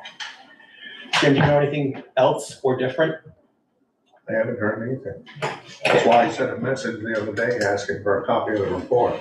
Well, let's put on the record that the notice of alleged safety or health hazard states, and it's only one here that states, garage roof is unsound, possibly exposing employees to debris fall, period. Town garage, period. That's what we have so far. And it's only an allegation. They haven't given us a compliance requirement yet. So that's our status I there. believe we also have another report that we haven't all been made privy to in regards to the four-letter word in the place. Everybody has a copy of that. We did a scraping sampling from the wall, and it came back as positive for mold. There was a long Latin name for that mold. I have no idea what it means or whether it's problematic or not. Anybody want to do some digging into that? I'm good as long as it's brought up, Okay. because that can be another avenue in persuading the town folks on why we need a new garage for the health and safety and well-being of the folks who work in it. Fully agree. Okay, anything else under town garage at this moment? It's definitely a fluid work in action. The Okay. vote was 5-0, right? Yes. Oh. All right, that concludes garage project and OSHA letter. Shadow Lake Road signage, discussion and action. The stop sign is missing. Jim indicates that the stop sign is missing possibly for as much as 2 years. The previous boards back in 2024, according to Jim, have discussed the stop sign. I'm not sure what's happened. Well, apparently nothing has happened. 2023, I believe, isn't it? 2023 was when they. That was a discussion about what should go there. As far as the sign actually being there, I don't remember it ever being there. Okay, well, But there was a discussion with the previous select board. yeah, he just said 2024. I thought I think. it was 2023, but because I don't think it's been discussed. I don't know. Kevin was on the board then. I don't remember ever discussion about it in 2024. No, it was 2023. Ron, did you see the sign? Yeah, The sign is there. So. it just so the cat's out of the bag, Put it out. the sign's in the ditch. Well, it is actually, There's a, You would know it with all the grass and stuff. well, We it's, lifted it we up lifted it up. onto the, that sawed in half water trough that's in the ditch as well. okay. So that would be reinstalled for the time being, and we still need to figure out what can actually go there. Yeah, yeah, I thought you guys were gonna take a look at it and have recommendations. I didn't know that it was there. I think Ron You had- did some investigating. Well, I stopped there. Well, yeah, you saw me stop there and Keith Powers came down to talk with me and I said, do you ever remember a stop sign being there? Because even though I go by there, you know, it's like, I had a conversation with Dave Morrison recently about the sign on at Mad Brook in Old County South. And I said, what's a stop sign there? He says, no, it's a yield. And I've been a yield It's forever. been a year for a long time. But so, but I asked him if he remembered a stop sign being there. And he said, yes. And If there's enough He space thought down here to that it was actually there bury. when Never happened. you guys were digging to try I can't tell to if it was sheared off or something. unplug a culvert there. But anyways, he got talking about it and got looking. And sure enough, right beside that Yeah, water trough, the post is there Have and you the seen sign it, is Jim? attached to Are it. you curious? What? It was right there next to that no, I water know what truck. he's talking about, cause I know where that water trough is, cause he usually sticks that in front of the end of the pipe, trying to block. I'd like to make a motion that we instruct the road foreman to put the stop sign back up at this time, and that whoever's gonna do a study to whether it should become a yield or a stop sign, be presented at the next board meeting. I don't know if we could get something that fast, and the only reason I say so is that doesn't it have to go through the state if there's gonna be a change to that, signage? So how about 3 months? Well, I could, between now and the next meeting, I could check with the agency of transportation to see what the Yeah, steps I are. don't know if in that, we need clarity on that. Ron, you can if you want, I can find out tomorrow. And What's that? I can find out tomorrow and let you all know. You can call if you want, but I've got a meeting, so. Okay, yeah, if you're, no, I don't mind, but somebody else taking care of it. But I would second just putting the sign up. Okay. Okay, so we have a motion, Hannah, that was you, Sean, Yes, sir. and Wade's seconds. Further discussion? It seems like a no-brainer. All in favor of reinstalling the sign at the corner of Shadow Lake Road and County Road C? And you know which corner it has to go on to, right? I believe it's the southwest corner. That's coming up the hill, That's coming out the hill. right there on the side. Yeah, right there next to the ditch, probably. Yeah. The sign is on the Shadow Lake Road, correct? The sign, Where The it meets, sign would be on County South, Old County Road. coming up the hill, I'm sorry, you're right, on the right-hand side, Yeah. right there by his water trough. as you're heading That's where the stop sign. towards the river. Yep. Did we vote? no, Okay, motion and second on the table. All in favor of reinstallation of the sign, please say aye. Aye. Any opposed? Done deal. Here's the ayes have it. The ayes do have it. Shadow Lake fence, discussing action. What are we talking about here? Was that, what we spoke with Keith Powers about? yes, it is. And I wanted to say it then, but I was also on a mission then, so I didn't want to be, I'd already talked with Keith a fair amount this morning, and I didn't want to be there too long. But Keith said something about wanting to install it, and tell me if I'm wrong, Tim, if I misunderstood that. Wanting to put new fence in, but he was worried that it was gonna get hit, by this snowplow or wing or whatever. And the thought that came to my mind is, well, if you put it at the edge of the right of way or just outside this town's right of way, and then if we hit it, then it's, I would think it's kind of on us, but if we have it within the right of way, then. But that's how this all came about, because Sean Goss was going up, this is years ago.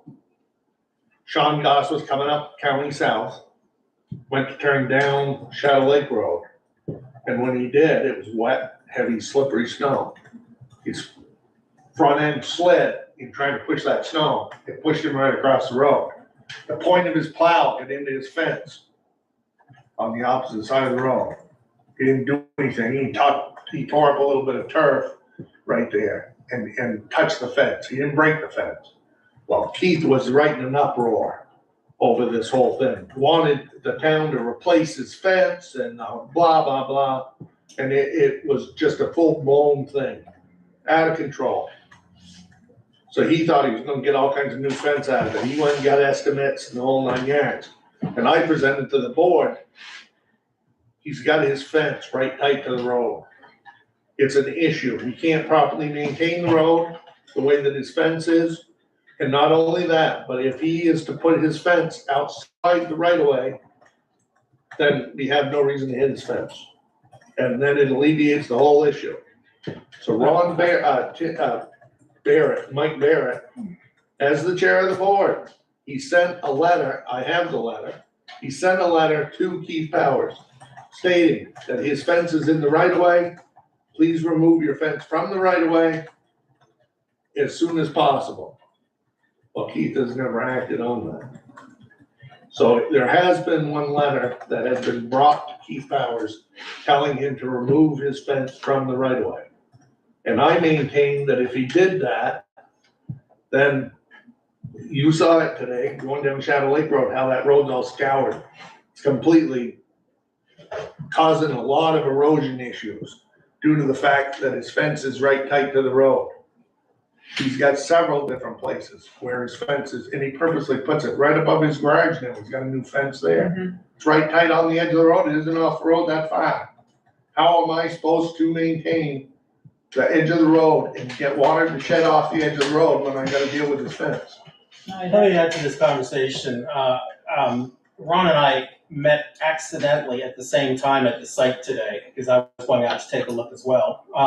And the conversation we had with Keith was that he wants to reinstall his fence. He's completely cognizant of the 25-foot road width plus the full 49-foot wide entire right-of-way. So that's not technically an issue. What he did say was that, in his opinion, the road has been creeping wider and a certain direction towards his fence over the years from grading and whatever else is going on. So he feels he doesn't have the assurance that he could spend $20,000 to put in a good fence and that it would remain outside of the road's wide right of way. I'm not defending anything, I'm just presenting what he's told me today, what he told both of us. He's got, Playing devil's advocate, why don't we go out there or have the road crew go out there and measure it and mark it? that's right. And that way, going forward into the years, when we may not even be back here anymore, when they ditch the road, they make sure that it stays a certain width from his fence, and then we got a solution maybe. Like further devil's advocate, why couldn't anybody remove whatever marker is put out there and moved it to their Doesn't favor? that stuff get all recorded down at the town No, office? now you're talking about a survey. It's measured from the center of the road. There's from the center of the road. It's from the Is center that a of the state road. law? But if the road, If the road's creeping wider, then Yeah. that's less, you're getting tighter to the right of way, the end of the right of way. Yeah. Still measured from the center of the road. but the right of way would be moving commensurate with the road creep. So then you need to move his fence back, No, and it's that's Not not if it's the fair. center of the road, the center road is gonna be the same. You got the center of the road with the crown in it, the center of the crown. And when you grade the roads, you have that crown in the center Well, of I'm the road. following that argument, but there's drainage on the side of the road too, and can't that drainage erode one side of the road? You've got the road eroding now. It's a complete catastrophe up there because of the fact you can't get the water to sheet off the road due to the buildup. You gotta eliminate that buildup. You've gotta, that's the whole idea with the pictures you saw earlier, is that is all part of this grants and aid stuff. It's all about the hydraulically connected things. You need to get the water to sheet off the road, which means eliminate that greater berm, eliminate that berm on the side. Because a berm that high will trap water and it'll make it go until that berm ends. And Keys, over at Keys, it's probably that high. And so the water can't get off, so it just, all these hard rains that we have, it's just going right down the road. It's that wide where it's scoured and washed now. And there's nothing I can do about it because I can't get the water off the road. I'm following your argument. And that happens, it's a constant maintenance issue because your winter sand with the rains and stuff, it goes to the shoulder. Your grass grows, you get sod buildup. So you constantly have to maintain that shoulder in order to get the water so that it will run off the road when it contacts the road instead of running down the road. That's when you get erosion. The question is still, how do we satisfy a resident who wishes to install a fairly expensive fence and not have to worry about it in the future? You mark right off the center of the road, paint mark right down through there, 25 feet off the center. And put some stakes up, Excuse me? put some stakes up, so. Yeah, well, you're talking your average travel lane. Yes, you do run into, there's a spot down below on Shadow Lake Road where the road has grown over the years and it has gotten wide. But it can't go any further than what it is. It needs to be pulled back. They can't ditch on that corner. They can't do the roadside mowing because the fence is there. And now the grass is high and it's hard to see down the road, because I do go that way That's right. quite frequently, to see if there's a car coming up the road. And when you pull out, you sometimes have to pull into the other lane and you can't see because there's no. But see, it does drop off there, even if you put the fence down on the lower level right there, enough so we could maintain that that can get that berm off the road, and it's the same thing going down towards, Ricky's, on Ricky's Hill. Same thing on that right-hand side. The wash, and it's a constant battle. I don't have time with the grader to keep going up there every time it rains hard. You know, you maintain your roads, you hone them up and you get them cut the way that they need to be cut, and you move on to other stuff. But every time it rains, I wasn't up there too long ago, and I have to cut it all again and reshape it. It's quite demanding and it's quite time consuming having to mess with this. So let's solve the one problem we can solve, and the board doesn't have your experience as a road equipment operator, and we're not here to do that tonight, but Powers wants to build his fence. Do we need an action item to ask the foreman to go up, mark the road, mark the, I wouldn't extend it right of way? I wouldn't think so. We ask them to do stuff all the time, That's what I'm thinking. So can we do that? right? Yeah, we can go up there and do that. I'll mark it on, When you say we, Ricky, Bill? I don't want to be involved anymore. no, you're gonna have me and Sean, because somebody has to hold the tape on the center of the road, the other person has to hold the tape on the other. Perfect. At the 25 and mark it as you go down through. It's a two-person job. All right, and thank you. And I'll mark out Shadow Lake Road, I'll mark out Ricky's Hill, which is County South Road, and the upper part of Shadow Lake Road above the intersection. Up to Tito's. Yeah. I presume that resolves the Martell fence, the Shadow Lake fence issue. Does Well, it also resolve the Martell fence issue? No, No, I understand that. It's did different. you, who was it you? Was gonna talk with Roger about what he had in the cul-de-sac thing?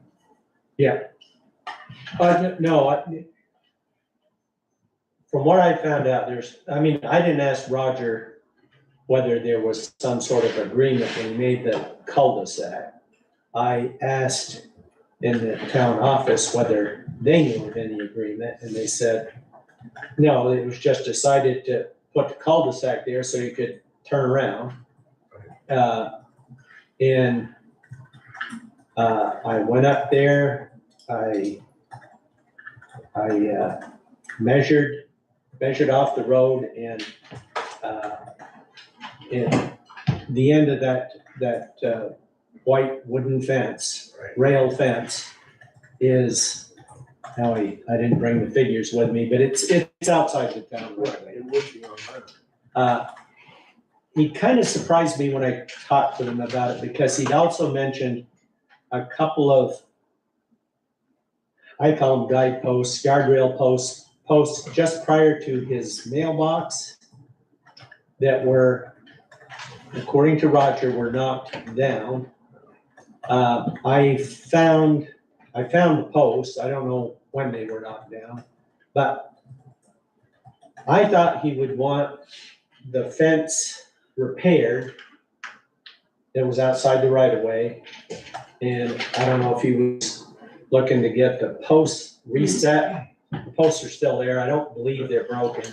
No, But what he said was he'd like the two white posts removed, put where the others were prior to his mailbox, and just shorten the fence by, it would be, you'd have to shorten it to the end post, one second post, and the third post, because then you'd have rail not hanging to any post if you took two of them. I'm just telling you what he was asking for. so now we're doing stuff outside the, So for me, my 2 cents and my 20% here would be that the posts, which are probably within the 25 feet of the center of the road, we should replace. And the fence is really on them because it's outside the 25 feet. I would think just the opposite of that. I would think that we hit it. that what's outside the right of way, we would have to repair or replace. And what's within the right of way is, Why are they coming now? Now we're headed to fall. well, This all happened last winter. Where they been?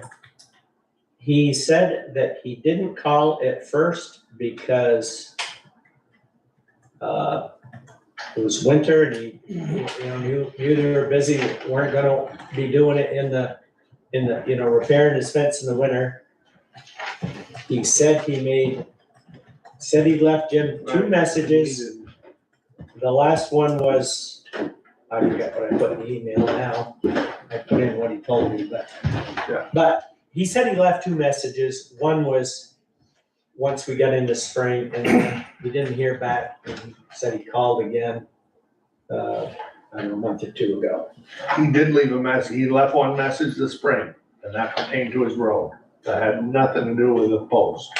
I'm just, I didn't understand, I didn't know anything about it. And then Sean told me that Rick had told him that he had hit the post. That he put his wing down on the post. He backed around there and went to come out, dropped his wing, that's how he got on those posts, or that By post. the mailbox, No. No, the one- Right. the white fence. That's what Sean told me just the other day when that was brought up. he also,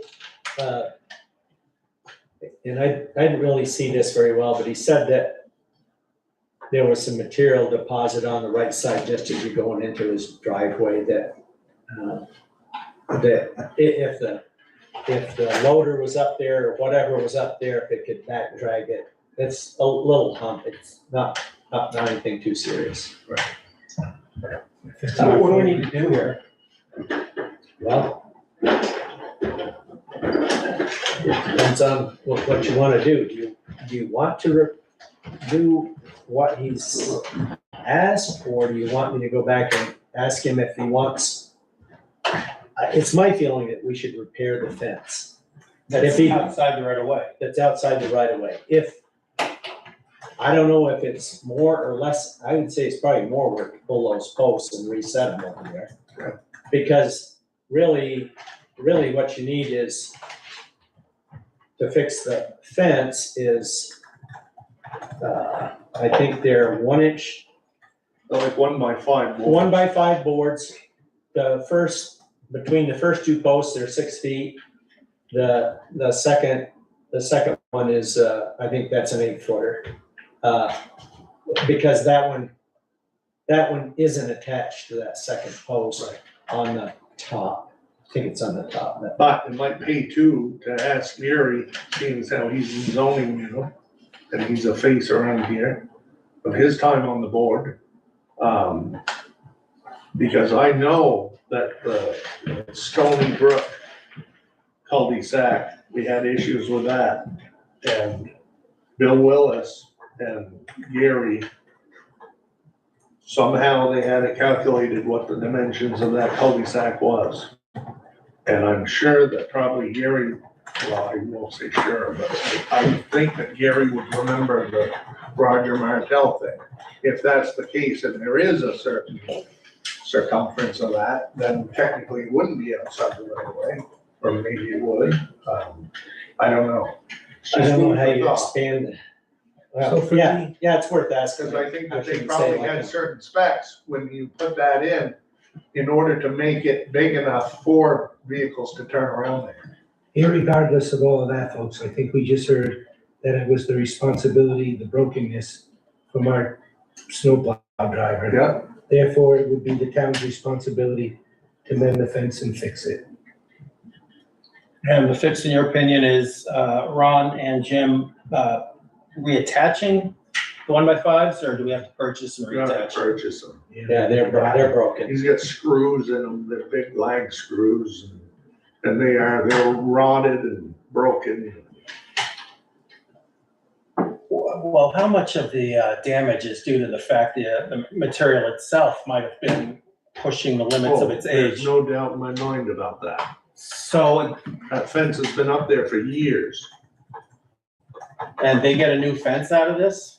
Well, A couple of It's boards. like 3 boards tops. 3 boards Yeah, repaired. 4 boards, there's two, a high one and a low one, I believe. Yeah, there are. I Got just 4 I boards. just thought one was still 1 by attached, 5. but yeah, we could put 4 boards in there. It's in, Fix it and send him a Christmas card. Merry Christmas from the town of Waterford. Do we need to make a motion to? I'm just reading Ron's email. Ron measured the fence 39 feet from the center line of the road right of way should be 24.75 feet from the center line, so well outside the center line. All right. Yeah, and I just split the road the best I could with the tape and then measured from that to the, But I also think that it would be smart to stick something in there about the fact that the reason that we're fixing this is because it was outside the right of way. Because if you don't, then Can of worms. can of worms as far as mailboxes and everything else, which we do not fix. Yeah. You wanna make a motion, Tom?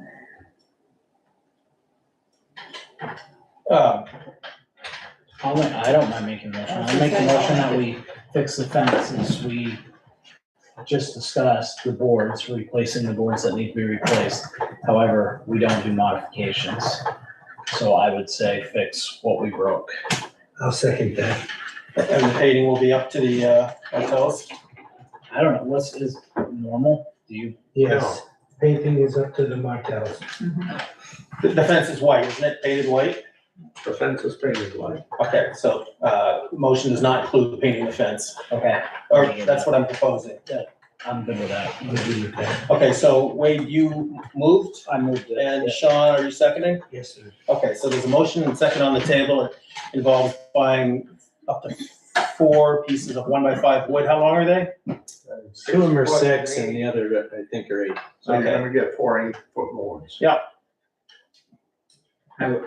That feels narrow to me, though. I would, as far as narrowing it to 4 boards, if you get up there and see that something else, I would say get the materials needed to Materials needed. fix, To fix what was broke. Right. just in case, I'm fine with that. you know, 1x5 boards. Okay. To not include painting. right. Any further discussion? I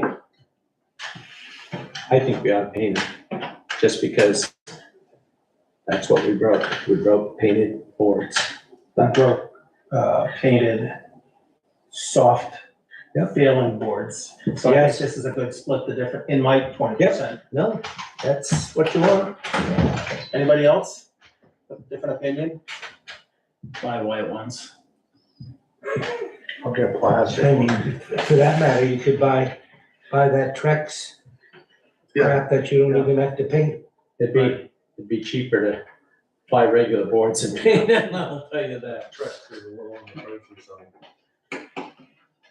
Any other, points, opinions, 20%? Okay, hearing none. All in favor of the motion to repair the boards outside of the town's right of way, but not to paint them, please say aye. Aye. Aye. Any opposed? No, 1 nay. Here's the ayes have it, and the ayes do have it. There were 4 ayes, I'm checking. Yes. Okay, 4 to 1, Hannah? Ron, I presume you would have gone for the painting as well? yes. That's what we broke. So that's the Martell fence. Beaver Dam, Slate Ledge Road. Kathy, well, actually, it came to all of us. Colin Fucci, Fire Chief, notified us that there is a beaver dam that's overflowing the road now on Slate Ledge. And I presume that's a culvert issue that has to get unclogged. Jim, do you want to take it away? This is the first I'm hearing of it. You said something about it earlier. I think it's that first one, isn't it, Ron? Because I went up there and it's pretty wet, just as you go down in. That's right, yeah, you just go down and around the corner. But I couldn't see a culvert, but There's No, a big there's- culvert there, but the road is low on both sides of that. But it probably is. They probably got in there and they plugged that culvert, but then it also could be, it's just below that road, the road's like this. right. Just on the right-hand side, the Styles Pond side of it, they had been building dams in there.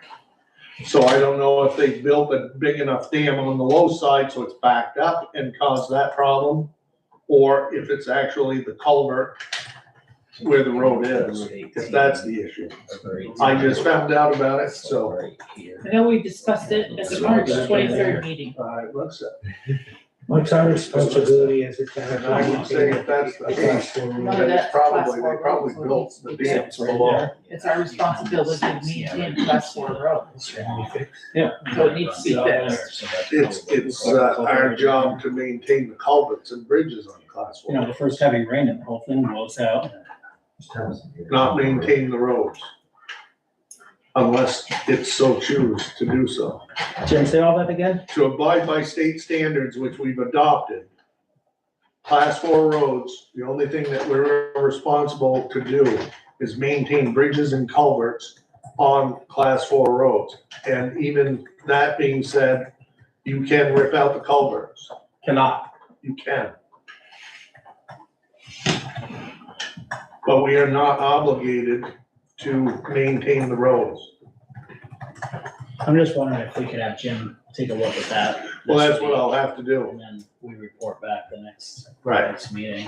Yeah, Well, how do you go about unplugging a culvert? You just bring an excavator up and Excavator and thumb and maybe a pole or some a piece of dynamite? wood and drive it through the culvert. It's all kinds of different things you gotta do, but with the picture that I just saw, it looks to me like there's a dam down below that's causing that to back up.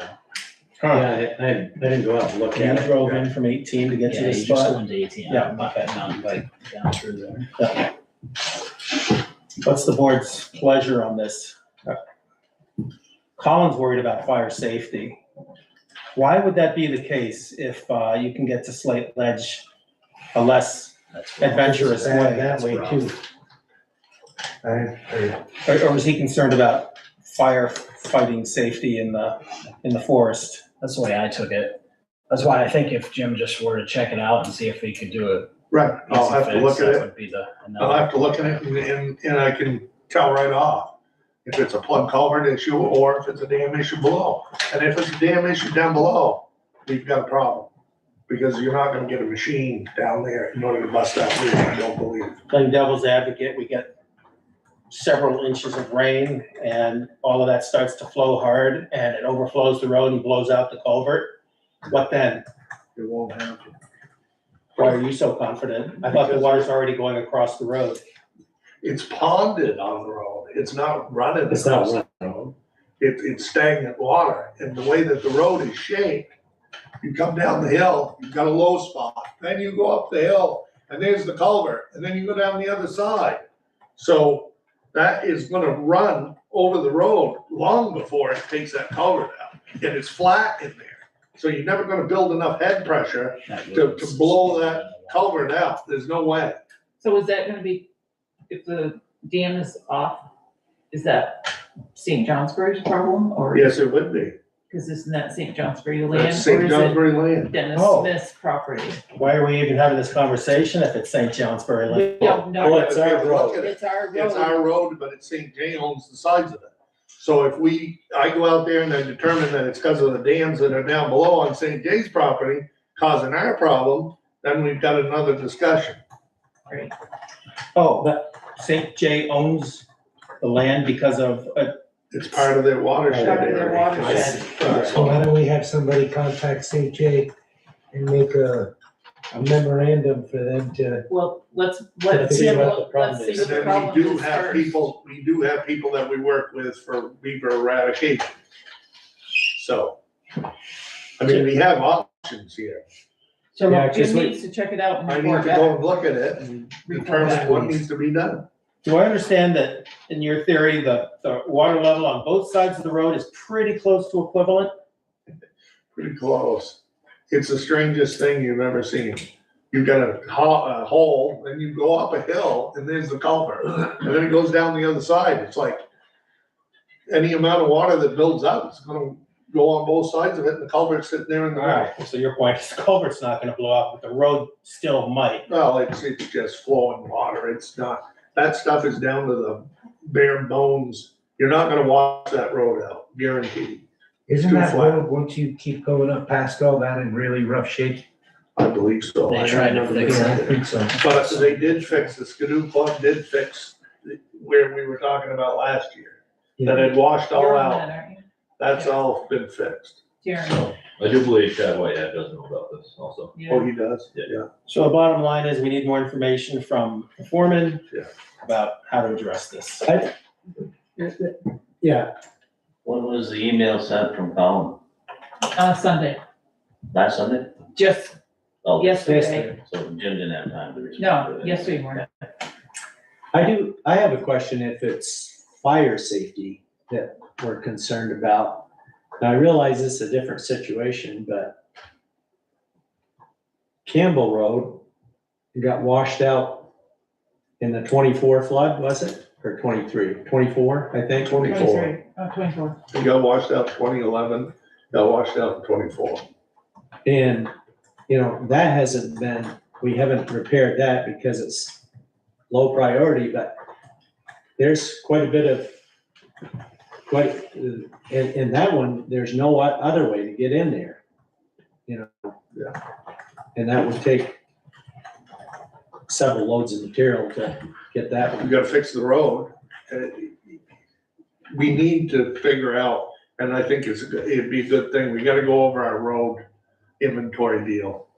Because we gotta come up with new policies on our roads. Because of the simple fact, you've got some class 4 roads that we grade once a year. We've got some that we don't. We've got some that we plow in the wintertime. We've got some that we don't. You have no uniform, structure in place for your classification of roads. I mean, it's like, you do some here, but you don't do some there. And then you've got people that are moving in now that are saying, hey, you do that one, why don't you do mine? That's starting to take place more and more frequently. So we've got to come up with a uniform road policy here, because that's class 4 road. Well, Campbell Road is a class 4 road. class 4 road. So. Is it a culvert that washed out? You can't get to the culvert. And we're talking about the road. We don't maintain that road. Are there houses out there? There's one camp out there It's below the one house Right. where it washed. But the culvert, the big culvert is way down that road. So, yeah, that stone box or whatever it is. That's the worst part that I saw. I mean, I didn't go beyond it. I'd been down there before, but I drove down today. In fact, that's where I was when you called me. yeah. And Is there an action we need there, Ron? No, I just, you know, Colin brought that up, and if they're worried about, like, you know, if kids going out there and having a bonfire and starting a forest fire, it could happen on Campbell Road too. Yeah, because if that And you mountain couldn't caught on get it. fire, that's the only way out there. You know? Well, and has he still got his gate up? No, there's no gate. There's no gate down? Well, I think. there wasn't as far as until the stone box. I didn't go beyond there. So you're talking about going straight or turning left and going down that way to the camp? No, going straight. Yeah, right there going left. He had put up a gate there, the owner. I believe there's a gate. Yeah, gate's And still there. and that's another, thing that has been discussed in the past. And actually, I think that it was determined that we were gonna take that gate down. Because that landowner, that's a class 4 road. I believe they wrote a letter to him a year or two ago. They did. And he still keeps locking that gate or putting that gate back. See, I thought the gate was out on Campbell Road, out by the snowmobile trail. I haven't walked out there since. The left hand right there that goes down the camp. I It haven't. just, I've never been out. Because if that stays there within a certain period of time, he has the right to lock that gate and nobody gets down there, but it is a class 4 road. So he should not be able to, which there has been a letter said, he needs to take that fence down. I know I just drove down there, Dan. Sure, there's a gate there. I don't know whether it's locked or not. That gate's gotta be taken down. Sorry. Can we stick a pin in that for the time being? Yep. Is there anything we have to come back to on that? Ron? Yeah, I think we need to come back to it Campbell Road? because it's either to make a decision not to do anything or to go down there and fix the road. So I don't know if you could get through there with a 4-wheel drive pickup. 4-wheelers have been going over it. All right, so item for next meeting. All right, thank you, folks. Let's see, that's Martell Fence stipend determination. I think this is a really short item.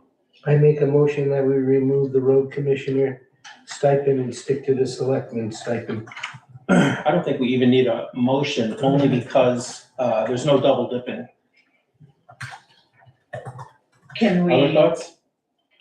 I agree that it should be removed, but he's been a road commissioner for 2 months, so do we take that $1,500 and I think you'd be, paying it over 12 months and then pay him for 2? how do we do it for select board members that come in partially through the term? Don't they get a prorated? Prorated amount. Prorated? Yeah, I proposed that a proration for this commissioner stipend would be appropriate in this case. Ron, would you see anything I'm just unfair about asking, that's that? all. I don't think it's unfair. No, I mean, It doesn't matter to me, I just am asking. No, I want to make sure people are treated fairly and they're getting the benefit of their bargain. are you asking if it's unfair to get the road commissioner prorated for the Period of 2 months time. or period of time I was just road commissioner? Just road commissioner. That's No, all. I don't think that's unfair. Okay, anybody else have a feeling about that? Nope, I just wanna ask the question, if we're prorating to pay 2 months of road commissioner, are we prorating the number of months as selectmen? I think That's how it's always That's, done. that's always done anyway, And I'm good. that's prorated. So I don't know that I see the need for a action here. Does anybody disagree? No? Okay. All right, the Lander update.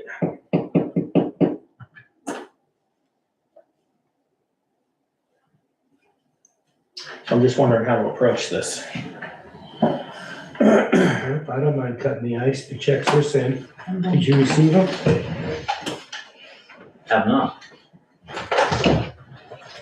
All right, so by way of update then, Kevin, we have agreed as a board in previous open meetings to remail the checks that we had presented to you in the meeting Sean and I had with you, On 6:30, yes.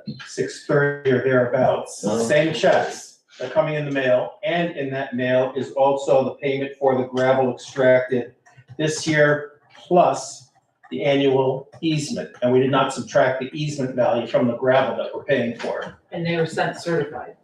They're coming certified, so we know that they were delivered. You don't have to sign for it, but we want record that they were delivered. And what you do with them at that point is up This to right you. here? I can't see that. It's a certified slip. Signature required. Signature required? Yes. We just wanted signature of the post-delivery person that they had delivered it. A severe thunderstorm warning. I was on vacation, Your location. Okay, and I don't plan on signing it, because when I sign that, I'm acknowledging that you guys have not made a mistake. we're just covering our, I know what you're doing. what we're. Yeah. Okay, I don't know that we're having a conversation about this tonight. We've got opinions and statements we can trade back and forth. Right, so in our meeting on 6:30, Sean and I and my wife and my son discussed a whole bunch of stuff. Was that brought back to the whole board? Executive session. We met with you on which day? 6:30. The 30th, okay.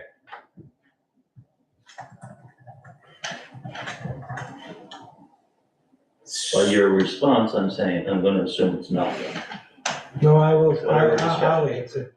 Not all. I'll answer that the meeting that we had Yes, with you folks was discussed here with the board. all of it. It's best to our ability. So as far as a landowner, we had concerns of noise, hours No of what? operation, Know what? noise, hours of operation. We have no disagreement with you about this. Assuming we're going forward, we're gonna be handling these parts much differently. So the Notice, proper time that doesn't violate your privacy and security and right to enjoyment of your property during normal. So the update Hours. that you're giving me is that you sent me a check. That's correct. That's your update. That's the And in update, that check, what's the amount per cubic yard? as it's provided in the deed. Okay, Now, we are aware that you may be unhappy with that amount. There's a lot more conversation that needs to take place if there's going to be a negotiation, and I don't think we are prepared to do that tonight. when will we be prepared to do that? Well, speaking for myself, my 20%, I suspect that we ought to be going back into executive session because it is a contract matter and develop a plan for how we want to address what we heard from you at the 6:30 meeting. Right, I gave you 3 different pit quotes for gravel per yard. You can. We have taken that under advisement, and we will take that under advisement. I have the notes. And you said you'd do $1.19 for, what was it, increase? No, Cost of what living. I said was Cost that of if living. you took $1 in 1950, whatever the date of the deed was, and brought it up to current today, it would be $1.09, it would be $19. So you just, okay, so it's not something you were offering us. That was not an offer, but it could be a starting point. Can I just ask one question? Yes. You were on the board when the 24 gravel was crushed. Yes, it was. You didn't get off until March. Right, So why did you not never gave it a thought, bring it up then? never gave it a thought, honestly. Okay, I just was curious. And I would have not brought it up because it would have been a conflict of interest if I would have thought of it. You would have made me. I hear the statement you're No, making. because you were part of the. Yeah, no. You were part of the crushing. I'm not accepting that as a valid reason. I'm just acknowledging that you've made it, and I'm not gonna argue with you about it tonight.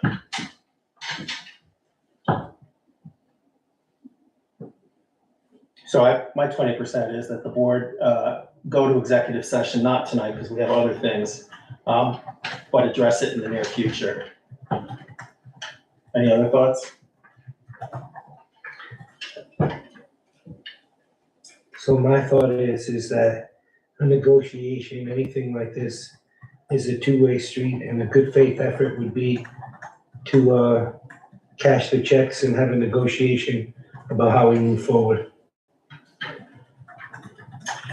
The town has done what it needs to do pursuant to the deed, and we've tried to rectify the oversight that was made in 2024. That's our current status. Does the board wish to essentially kick this can enough down the road that we can go into executive session in the future to discuss this as a contractual matter? Yeah, I would say yes, but sooner than later, we owe it to the Glanders as well as the town to get this resolved.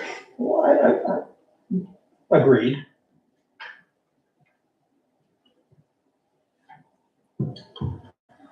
Any other thoughts about it? Kevin, any responses? Well, this is done, Always a pleasure to see you. always. All right, then let's see, festival permit discussion and action. Kathy, you have a copy of it? I gave it to you tonight, That's dangerous. the one that needs to be signed. I gave you the original. That's more dangerous. For exactly this reason. Oh, It's right there. it's right here. Okay. Davies Memorial Library wants to hold its Waterford Block Party. This is an annual thing, by the way, but this year, instead of June, which is what they've done in the past, they want to hold it October 2nd, 2026, at the fire department on Duck Pond Road, 5 to 7 p.m. The Davies Memorial Library is the sponsor.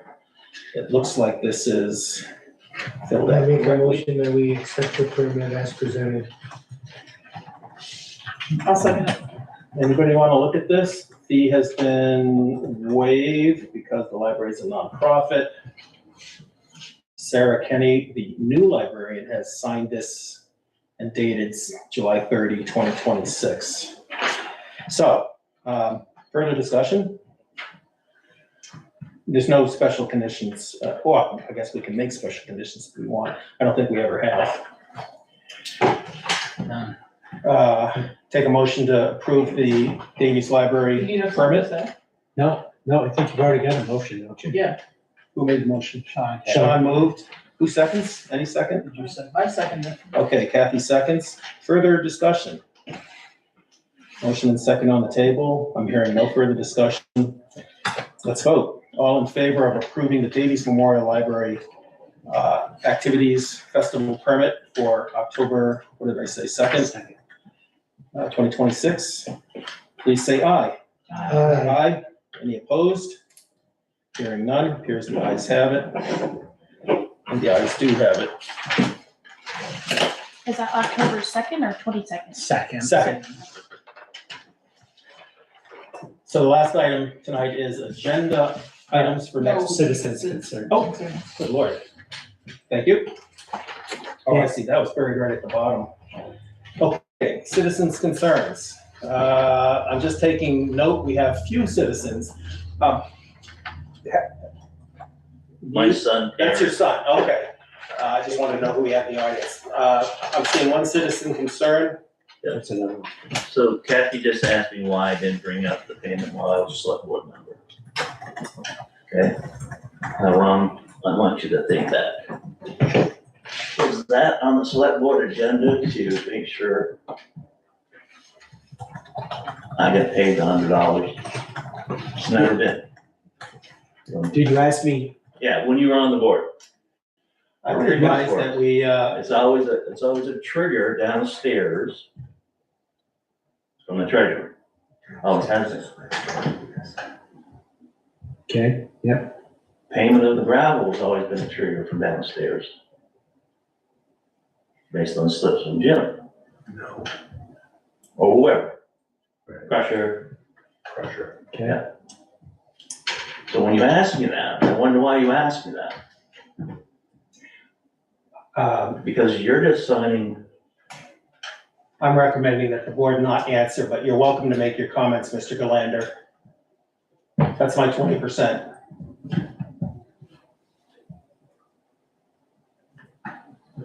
Being on the board, I know how it works, you know.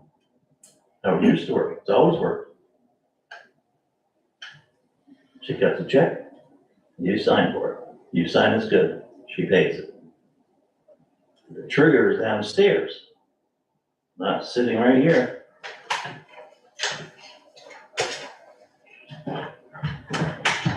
Do you have anything else, Mr. Galander? So Okay. clarify that. Thank you for bringing your concerns to the board. I've got something that I probably should have mentioned under modifications to the agenda, but I was contacted today by a citizen, and I told him I would bring it up tonight. I didn't know that. I think I know the answer, but I told him I'd bring it to the board. The property owner, Adam Teal, lives on Old County Road South. He was asking, first I thought he was asking if he could replace dry culvert that got washed out in the 24 flood. The actual,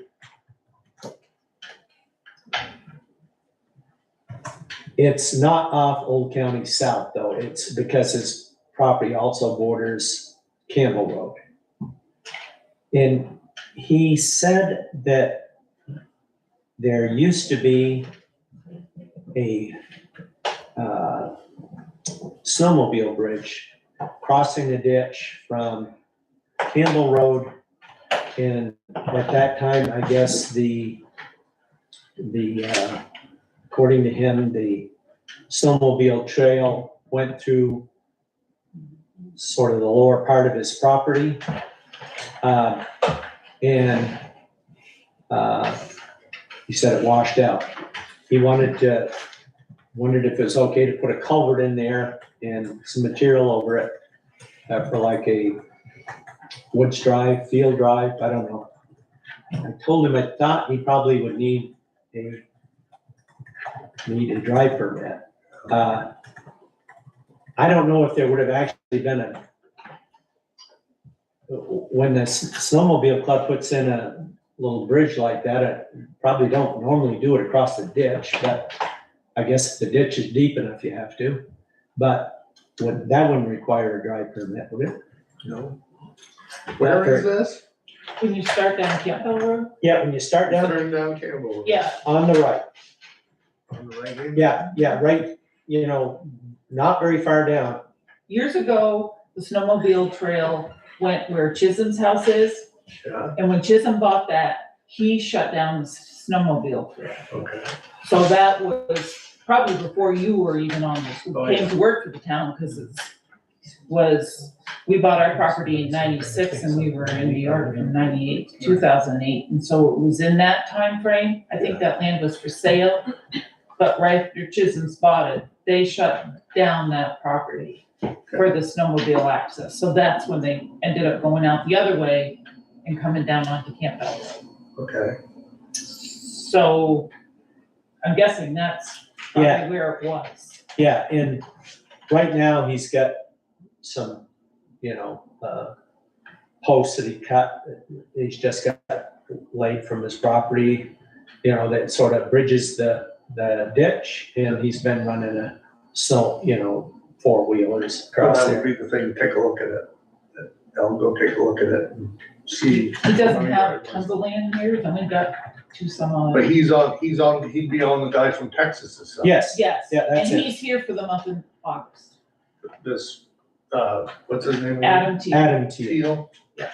Yeah. Then I'll, And he just bought the land that borders us, that goes down and borders with Ron. Ron, where are we talking about on the map here?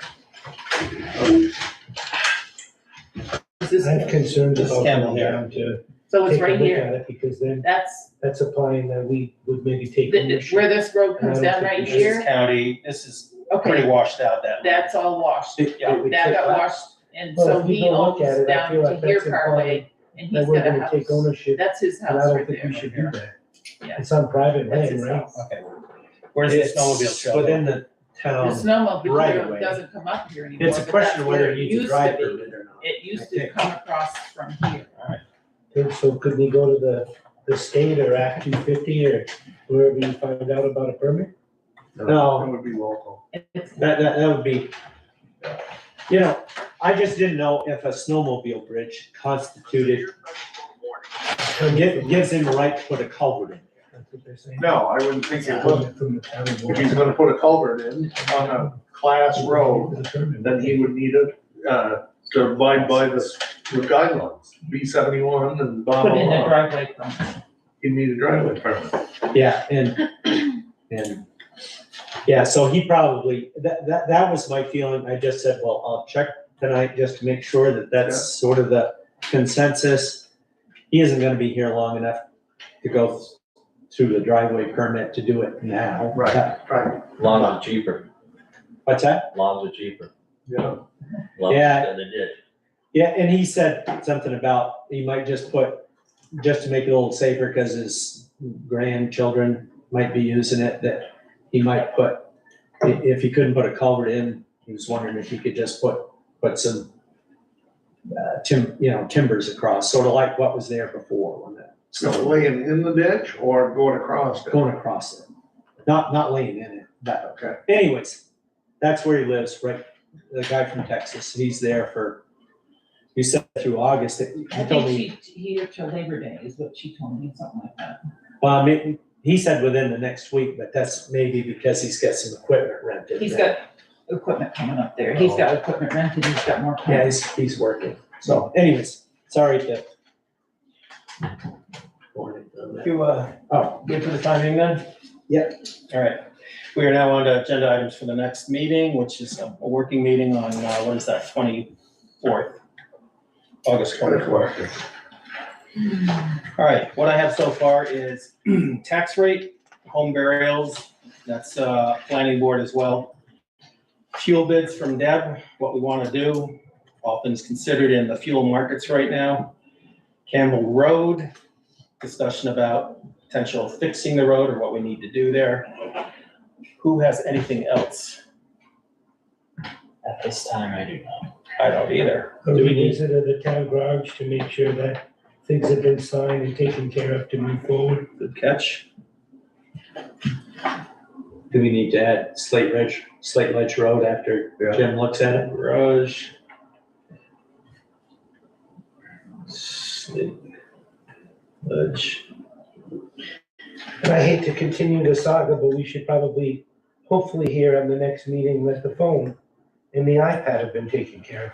I think we're gonna have some notice of movement forward as early as tomorrow. Yeah. Jim, you'll forward whatever, what's the guy's name, Chris? Yes. Has to say as far as the Right. May, June billing cycle forgiveness. Okay, Slate Ledge Road, So what does that mean? You'll send us an email saying that things are square or not square? If we're not putting it on the agenda? We need to have, you need to make sure that, do we need it on the agenda? Well, no, I'm not saying we do, I'm just saying that I, for one, would like to know that it's finally over and ended. How are we gonna know that? Let's touch base then. Sure. send an email when it's set up, when the W-9 and the whatever is. So the Tax authority to ID. proceed on this is the authority that the board had previously granted me, is that what I'm understanding? Exactly. Yeah. Okay, So then I sign off on it, you'll get notice that it's taken care of. iPad status It has to be done within Slash. 14 days. conclusion. Because the last time that I did it was I had the correspondence, it expired. And do we need an executive session for contract? No, this isn't a competitive contract. No, I'm sorry, I moved on to a different subject. Oh, for the gravel pit? Yes. I presume Mr. Galander would appreciate us moving along on that. And I think we would appreciate a status, check-in in regards have the checks been cashed or not.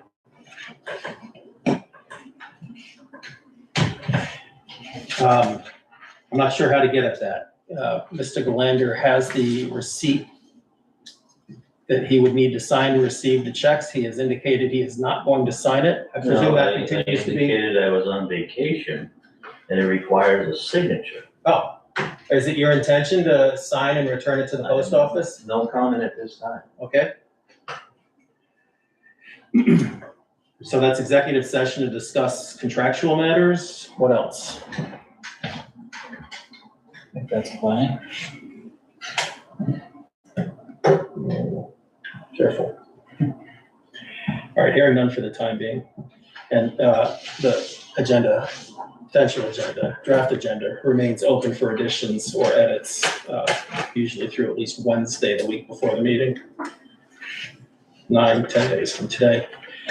All right, that seems about it, unless anybody has one more agenda item. Seeing none, What day is the meeting? 24th? correct. We're supposed to have job applications in by then too. Oh, yeah, so There's catch.